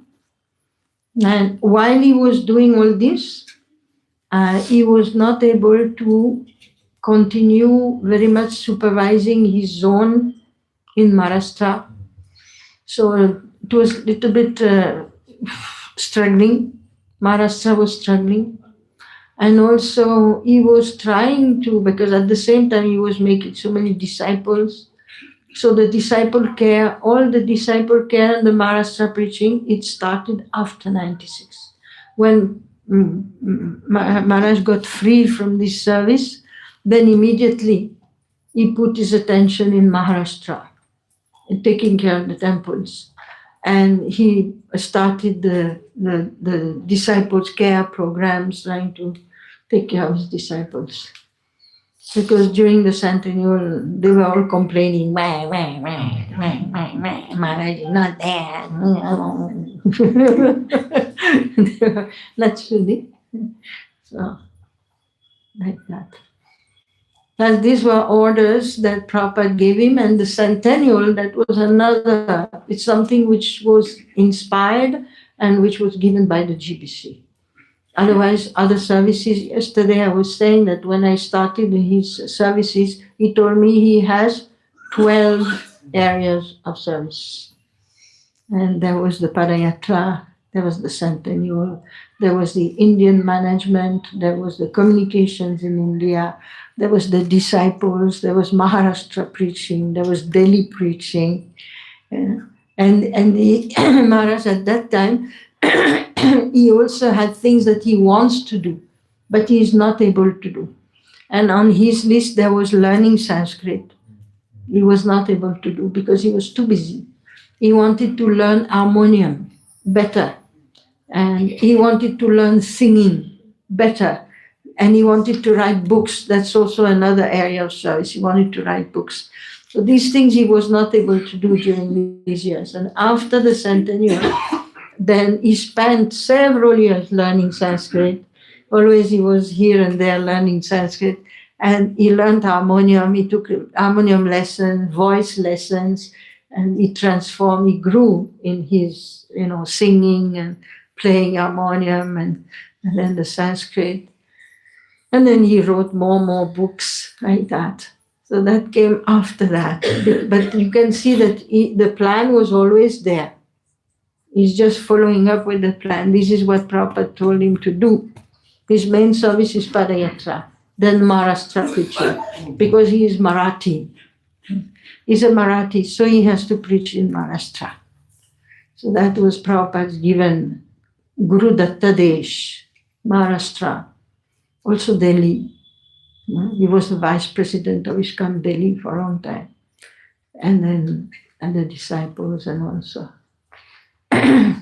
These are his services, these areas of service. So, and the disciple is meant to assist the Guru in their services. Maharaj told me one time that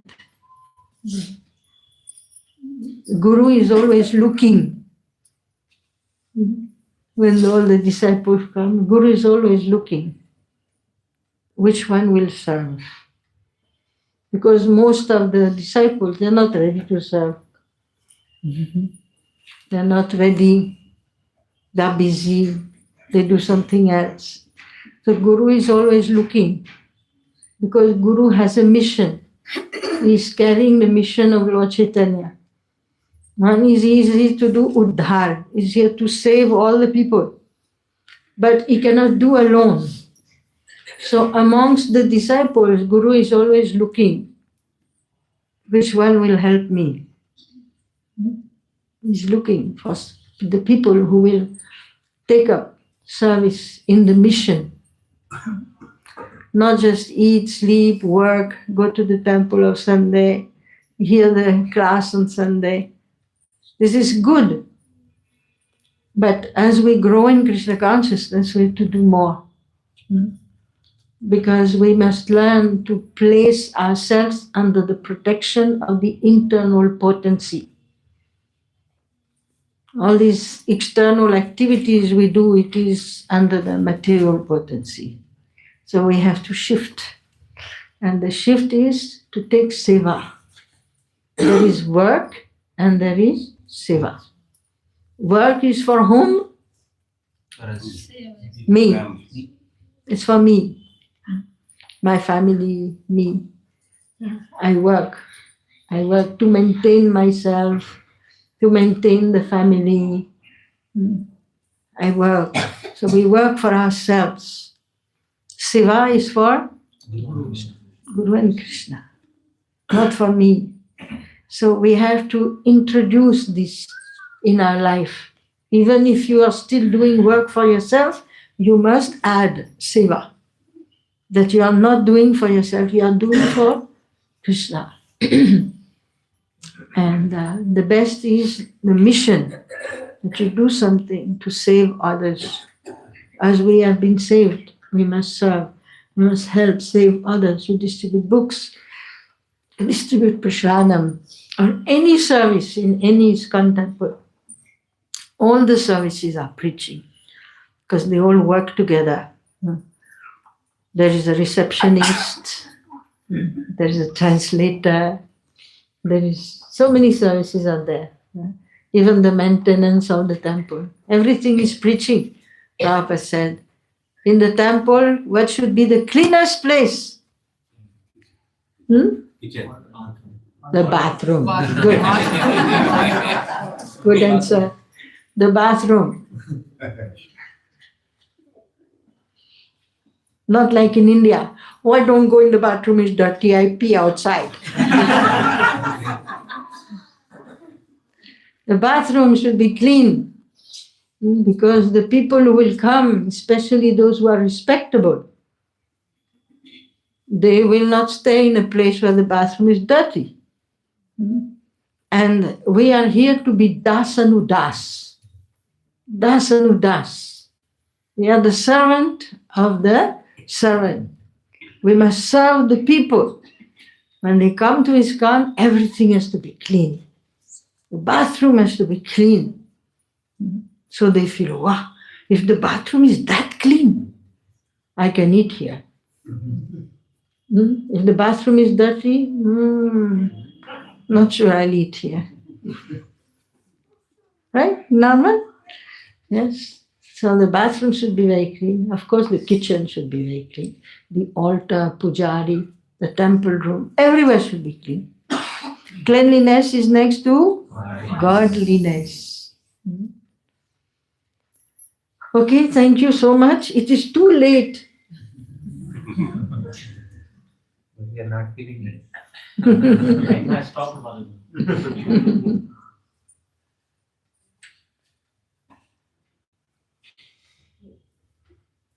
You want to say to them and say to us something. Some are got initiated recently, yesterday. Some are already initiated, some are going to get initiation. So everybody is there. Who got initiated newly? Raise the hands yesterday. Quite a few got initiated. Around 17 devotees got initiated. Hmm. That's totally back from Bangalore, 30 devotees got initiated. 30. Wow. Yes, it's exponential. It's exponential, right? The more preachers, all the preachers are preaching, so many new devotees. So more and more initiated devotees. Yeah. So that one Maharaj, they were talking about this, not initiation is not the end. It is the beginning. Don't make a mistake. Sometimes our preachers are like, this is their goal, get them initiated. Once they are initiated, everything is okay. No. Actually, you have to take more care of those who are initiated. Those who are initiated, they should get special classes, that not just general class. If they always sit in the general class, they will always, and they will get bored after some time. So those who are initiated, they need more care, special care. so that they will be able to maintain their vows. They promised to chant 16 rounds, no? But is it easy? No, it's not easy. Year after year after year after year, sometimes you are sick, sometimes it's cold, sometimes it's hot. You have holiday, beta, gaya, so many things, beti ki shadi, all these things happen. And then mala. But that's not to be like this. Once you are initiated, you should continue to grow. It's not the end. It's not the goal. It is only one step. It is a step. And you have to continue. You must read Prabhupada's books. Study Prabhupada's books. Take some courses. Here we are having so many courses. Nowadays all over there are so many courses. You take some course, you understand systematically. Do some seva. You ask, what can I do? You have to ask, what can I do to your leaders? When Prabhupada was alone, in New York, he was alone. And he started singing in the park, Tom Swing Square Park. I went there one time. I saw the tree. It's called Hare Krishna tree. They have put a plaque there. Hare Krishna tree. And there is a plaque which says, marble something. Here, the A.C. Bhaktivedanta Swami, the founder of the Hare Krishna movement, started his kirtan. There's stories there. So once Prabhupada started singing in the park, then people started following him and coming back with him, coming to his apartment. So then Prabhupada, next program, first give them Harinam, next thing give them Prasad. So Prabhupada was cooking. He was cooking rotis, sabji, halwa, puris especially, puris, halwa, some sabji. So he was cooking. And then they would all sit down and he would serve the devotees. He would serve new people. He would serve them. And then, full belly, then get up, bye. They would go. Then Prabhupada would collect the plates, clean the floor, clean the pots.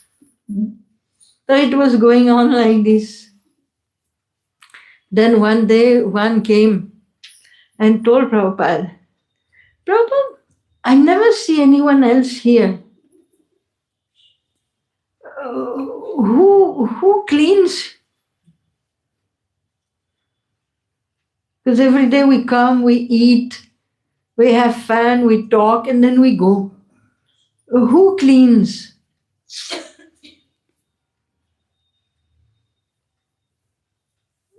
The Prabhupada said, no, there is nobody. And then he said, so can I help? And Prabhupada said, I was waiting for a long time. When someone will ask. See how Prabhupada was? He did not impose. He only served. This is Acharya, by example. He did everything himself until somebody click, seva. How can I serve? Prabhupada said, yes, sure, you come tomorrow, cut the vegetables, clean the pots, go get the water, clean the floor, and so much seva.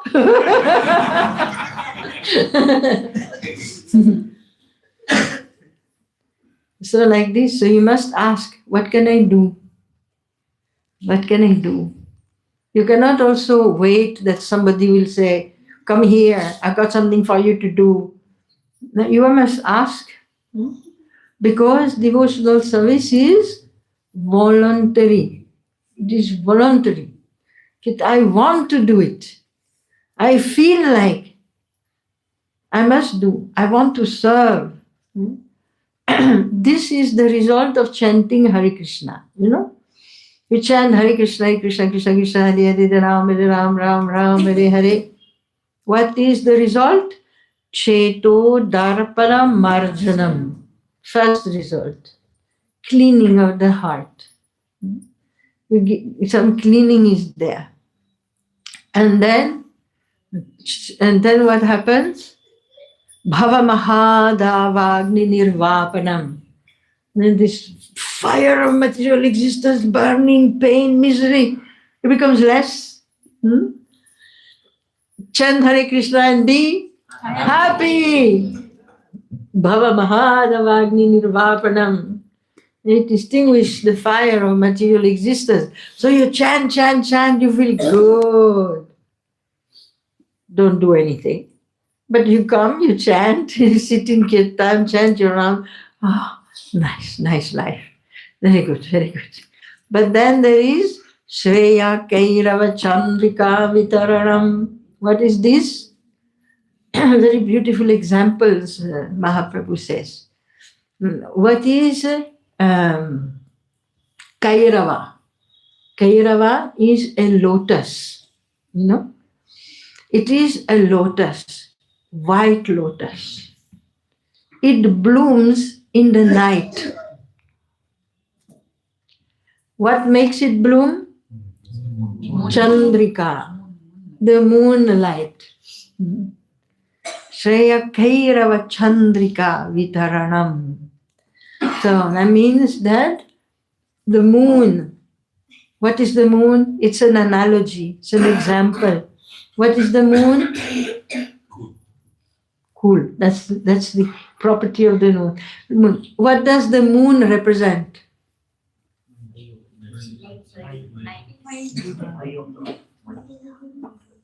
What does the moon represent? Night? Mind? Peace? Rice and vegetables tasting The taste of the vegetables, yes, yes. But in this example, what is the moon?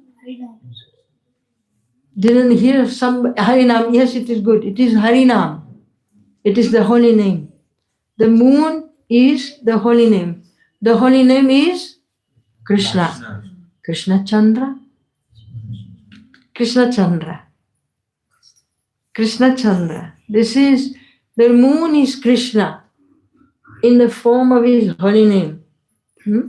From the moon comes Chandrika, the rays of the moon.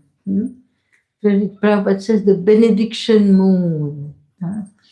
And so this is when we chant Hare Krishna, the rays of the holy name are descending. They are coming into our heart. So what is these rays? This is the influence of the holy name. It is the internal potency of the Lord. Because there is Hare and Krishna. Hare Krishna. So the holy name is full of Nam Namakari Bahuda Nija Sarva Shaktis. It's full of potencies. It is full of potencies. So it is descending. Actually, there is no class today. It's Sunday. Yeah. Is the recording on? We'll stop with the car. It is there. So,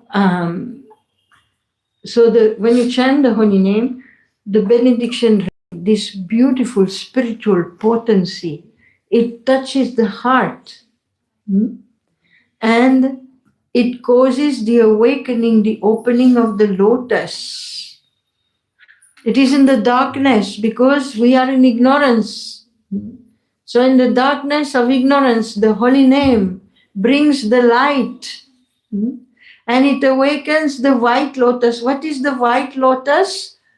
It is devotion, bhakti. It awakens bhakti, which is like a lotus. Why it is white? Because it is nirguna, nistraigunya. It is beyond the three gunas. So it is white, pure, shuddha sattva. And what is bhakti? Bhakti is the desire to serve. So when you chant the holy name at some point, the desire to serve must come in your heart. Then you know I've chanted well. Then now I want to serve. Otherwise I only feel good, happy. But no, more than this is, I want to serve now. I want to serve. This is the awakening of bhakti in the heart of the devotee. And as soon as we serve, then vidya vadjivanam.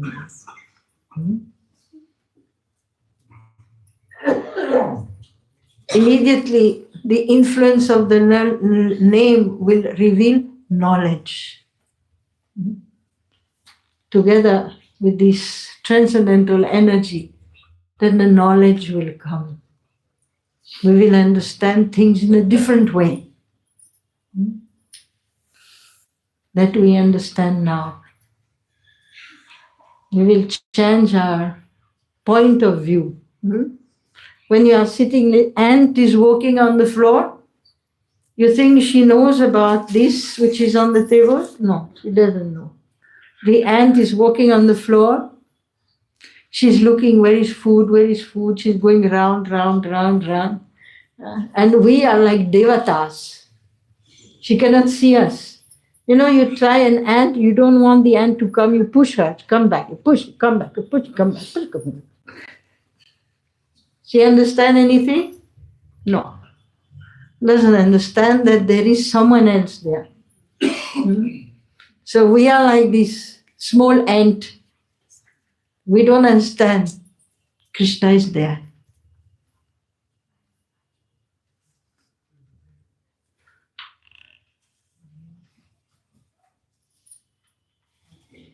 All right, so we will stop here.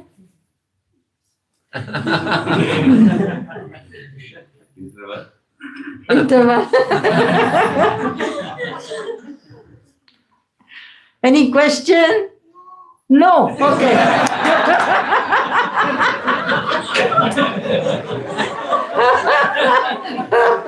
Good answer. Good answer.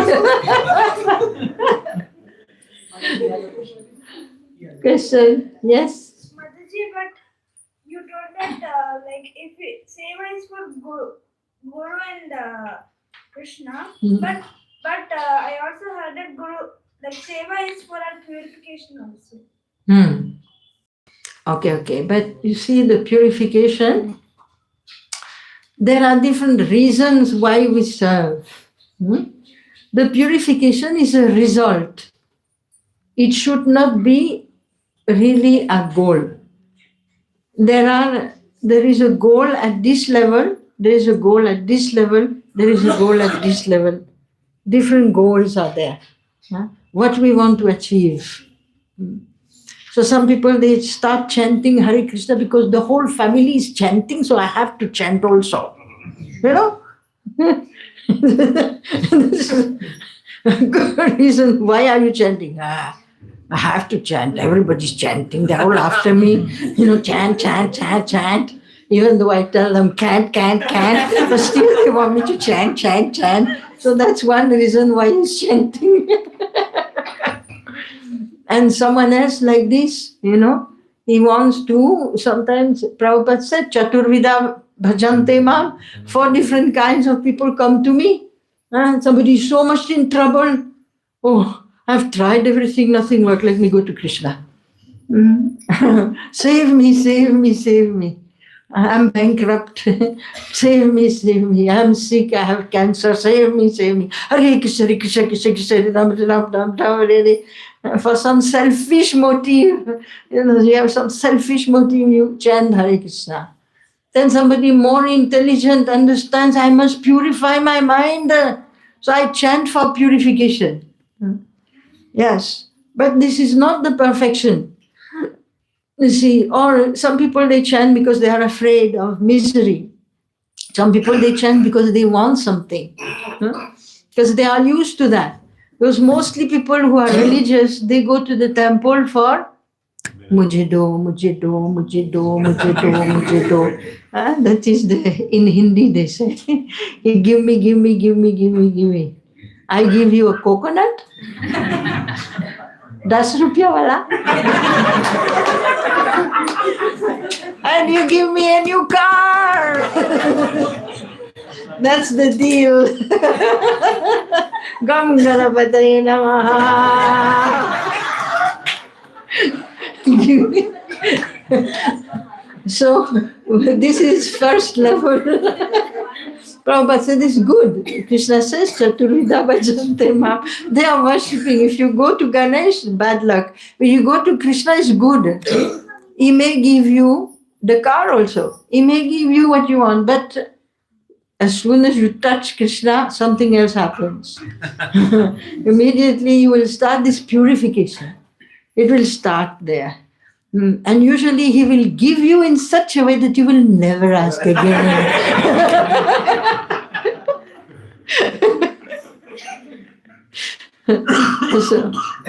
So this is Rajoguna.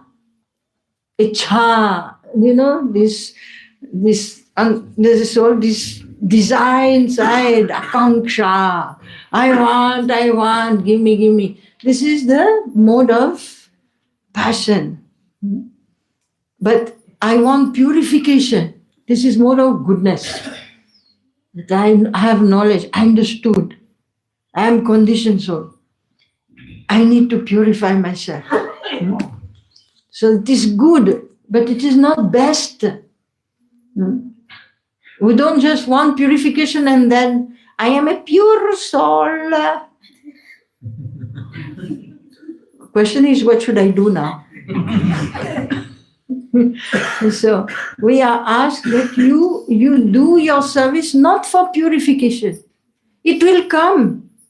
Prabhupada said it's just like when you eat, no?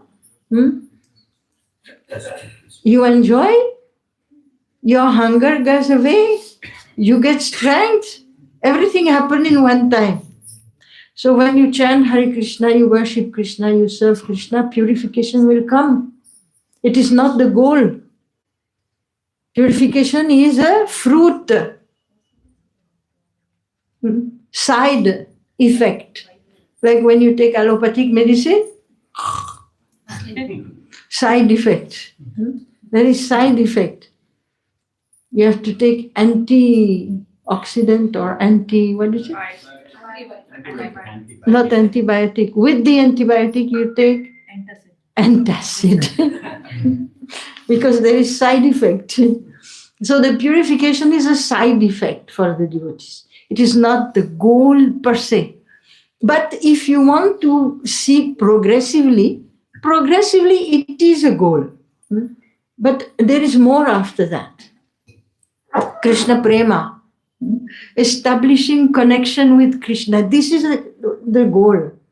To establish our connection with Krishna. That is the goal. So we serve to please Him. We serve to connect with Him.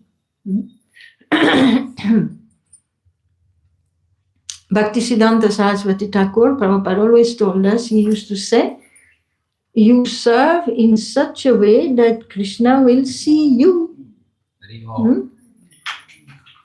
This is, that Krishna should see us. So, He is one. And we are how many? Huh? How many we are? Infinite, like asankhya. Unlimited number. There is unlimited number. What is the chance that He picks me? Yeah, unlimited number. But still, Krishna has relationship with each of us. This is His power. That He can relate with each person, every person. And in every person, there is one speciality which is not there in anyone else. That's why Krishna wants everybody. Because everyone is special. Everyone is unique. Everyone is unique. Krishna wants to, and he's the supreme enjoyer. So he wants this special thing which everybody has, that no one else has. He wants that relationship. Because we are all different from each other. So this is the definition which is given to us. We are all also unique. So we must attract Krishna, and we attract him by our attitude, by our service, our dedication, like that. So our goal is to please Krishna. Purification comes. When we do that, the purification comes. What else will come? Liberation will come. When I came to ISKCON, I was a yogi. So somehow in the back of my mind, I understood liberation. Spiritual life is for liberation. Mukti. Spiritual life, everybody thinks, what is spiritual life for what? It is for mukti. But when I came to the temple, devotees told me, no. Mukti is prihadeha. Mukti, but this enjoyment and liberation, they are witches. A witch, like this is like negative personality, which is really going to fool you. So, really? Not for liberation? Then what else? What for? What is this? What do we do here if it is not for liberation? We don't want to come back in this material world. No, may you never take birth again. But what does Mahaprabhu say? He says, na dhanam, na janam, na sundarim, kavita maham, jagadish kamaye, mama, janmani, janmanishvare, bhavatat bhakti rahe tuki trai. What I want is your unalloyed devotional service.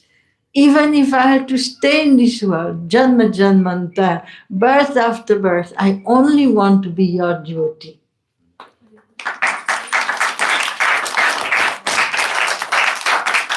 This is the path of pure devotion. This is the message of Chaitanya Mahaprabhu.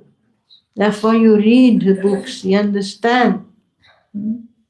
Otherwise you are again going to Krishna, give me. Give me purification. Give me liberation. Give me knowledge. Give me. Prabhupada explains very nicely. He gives example of child. When he's small, father is giving little pocket money. Does he give you pocket money? No. Oh, no. Little pocket money sometimes. Mother, father, they give little pocket money. You can buy some candy, something. So the child is taking from the father. Give me. So he gives something. He buys for himself some toffee. He buys some toy, something. And the father is very happy. Because father's position is, he is the Ishvara. So he enjoys, he maintains, he gives. He's happy doing that, right? That I'm maintaining my children, I am nourishing them, feeding them, and giving them. They depend on me. This is big enjoyment in the world. But then one day Prabhupada says, the little child comes back and he has a little something. It is gift for father or for mother. And he comes and he says, Papa, I bought you a present. Then the papa is so happy. Even though he knows he bought it with my money. Father knows, no, how did you buy it, beta? No, you gave me money day after day. I saved and I brought you some gift. So I use the father's money, but instead of using for me, that money I use for my well-wisher. I use for my father, who is my maintainer, my protector, the life giver. I say like, I reciprocate. Understand? Instead of taking, I give back. This is bhakti. Since time immemorial, Krishna is giving body, air, water, food, everything he is giving. All the time he is giving the power to see, the power to taste, the happiness, everything he is giving. Bhakti means bapis. You start giving back. You reciprocate. You acknowledge, you give back something. Understanding that one thing is Krishna gives to us, he maintains us. Why? Why he maintains us? Krishna. Why? Why? He wants us. He wants us. We love. He loves us. Yes, because aham bija pradapita. He is the father. Father always loves his children. And why? Because the connection is undeniable. It is said the child is like an expansion of the father. It is an expansion. When the mother gives birth to the baby, try to tell her, you are not really the mother. The material nature has given birth to this child. And she will say, come on, it's my kid. He was inside before, now he came out, he's mine. He's mine. And so we are part and parcel of Krishna. So he has mamata. We are his. And he loves us. He's a person and he loves us. And because he loves us, he keeps giving. Even if we make mistake, we slap him in the face, still he gives. Because like Lord Jesus said, one good thing, there is a story of Lord Jesus, they put him on the cross, very bad. They put big nails in his hands, his feet, they put him on the cross, so painful. They drag him in the road. He had to carry the cross. They put thorns on his head. And what did he say? Oh, Father, forgive them, for they do not know what they are doing. So Krishna, this is Krishna's opinion about us. He always forgives because he knows that we are agyan. We don't understand. So we do so many mistakes because we don't have knowledge. We don't realize we are 10,000 the size of the tip of the hair. When we walk from here to there, we forget what we were thinking in the beginning. Our span of attention is very small. So Krishna knows our condition, our ignorance. So therefore he takes care of us, he protects us, he maintains us all the time. So therefore, first thing that should take birth in our heart is the gratitude. That I am grateful. Thank you. Thank you. Thank you. Anything that we get, we should say, thank you, Krishna. Thank you for giving me so many things. And whatever he gives is good. Sometimes we get pain also. So we don't think it's good. No, it's not good. No, it's very bitter. Karela. But very healthy. So sometimes pain comes, trouble comes, but we should know Krishna will never turn against us. We turn against him because we are Buddhu. We don't understand that he does not turn against us. He's so powerful, but he will not crush. He will always nourish until the day we turn around and we say, oh, I was such a fool. I was such a fool. Now I will be yours. I will serve you. So bhakti means to develop relationship with Krishna as the all-loving person.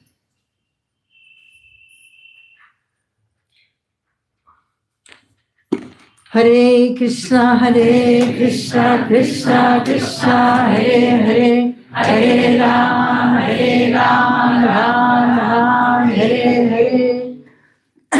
There are two ways to chant. One is mechanically, just chant.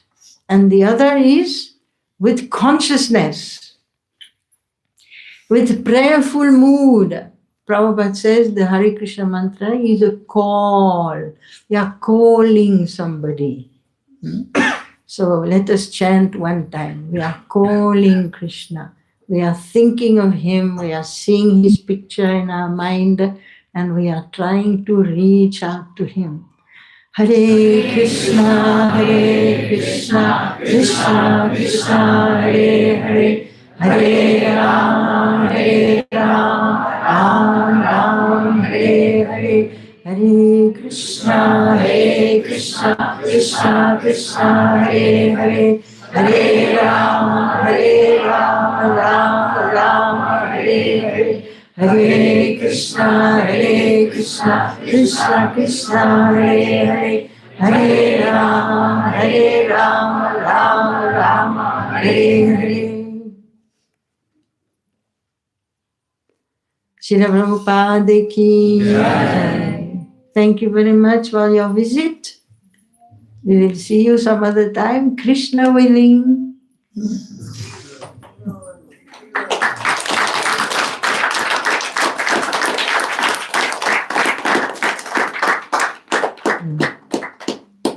Mataji, last one question. Hmm. If whatever possible. So last 40 years you are in last 40 years you are into Krishna consciousness. And you have seen the initial phase of ISKCON and then hurling phase, then settling phase, now smoothing phase, whatever. So this is all the time to continue in Krishna consciousness. There are a lot of thoughts every day comes. There are a lot of chances to spill. So what makes you to, or what you give us? You have to have a little higher understanding. That's why you should study the books. At least intellectually, Prabhupada, first understand you are not this body. This is the first step in Krishna consciousness. We are not this body, we are Atma. That you must try to understand nicely that it is a fact. So therefore, why I am here? I am not here because the food is good. I'm not here because the kirtan is good. I'm not here because any of the temple is nice. I'm not here because all these things can go. Temple can close. People pass. So many things happen. First of all, I am here because I'm Atma. And I want to establish my relationship with Guru and Krishna. So you have to have this strong, clear idea. Goal is to establish relationship with Krishna. And have some understanding. You have to see that, nowhere it will be perfect in this world. It will not be perfect anywhere. So, and this idea that I want to serve, in whatever condition, I want to serve. So service is the way to develop love. Prabhupada says, when they arrange the marriage, the boy and the girl, they don't know each other. But by service, gradually, they develop some gratitude. They come to know each other's taste. They serve each other. So that then gradually a relationship develops. So you have to be here for the right reason. You are here to awaken your consciousness. You are here to establish your relationship with Krishna. Whether there is a temple or no temple, still you are here to establish your relationship with Krishna. And it is an internal business. Spiritual life is typically internal, not external. So externally we may get a lot of support. There is a temple, there is organized programs, there's a lot of support. But you should not depend only on that support. You have to learn to depend on Krishna. You have to learn to go inside. Because where is Krishna? Where is Krishna? Where is Krishna? He is in the heart. He is hidden himself in the heart of all the living entities. He is in the heart. He is inside. And Krishna, particularly for us, because we are bhaktas, we practice bhakti, we want to establish bhakti means that we are not dealing with the Vishnu Paramatma. We are dealing with Shyam Sundar. So Shyam Sundar is in the heart. So this is our connection. To stay, you must connect inside. You have to understand this, that you have to just, be with Krishna. If others are there, it's very good. If they are not there, it's still good. Because otherwise you are in danger. Like I said, gurus leave, temples close, so many things happen. So many things can happen. War. See what happened in Ukraine now. War. All our devotees are in, where are the temples? Temples have been bombed. The devotees in Ukraine, what they are supposed to do. Some of them are on the battlefield because they have been drafted. They are with gun. What they are supposed to do. So, spiritual life, even though we practice all together, spiritual life is an individual, personal matter. So each person has to work on their own relationship with Krishna. If you do that, then you will always continue. But if you depend on the Sangha too much, then sometimes you may not be there. So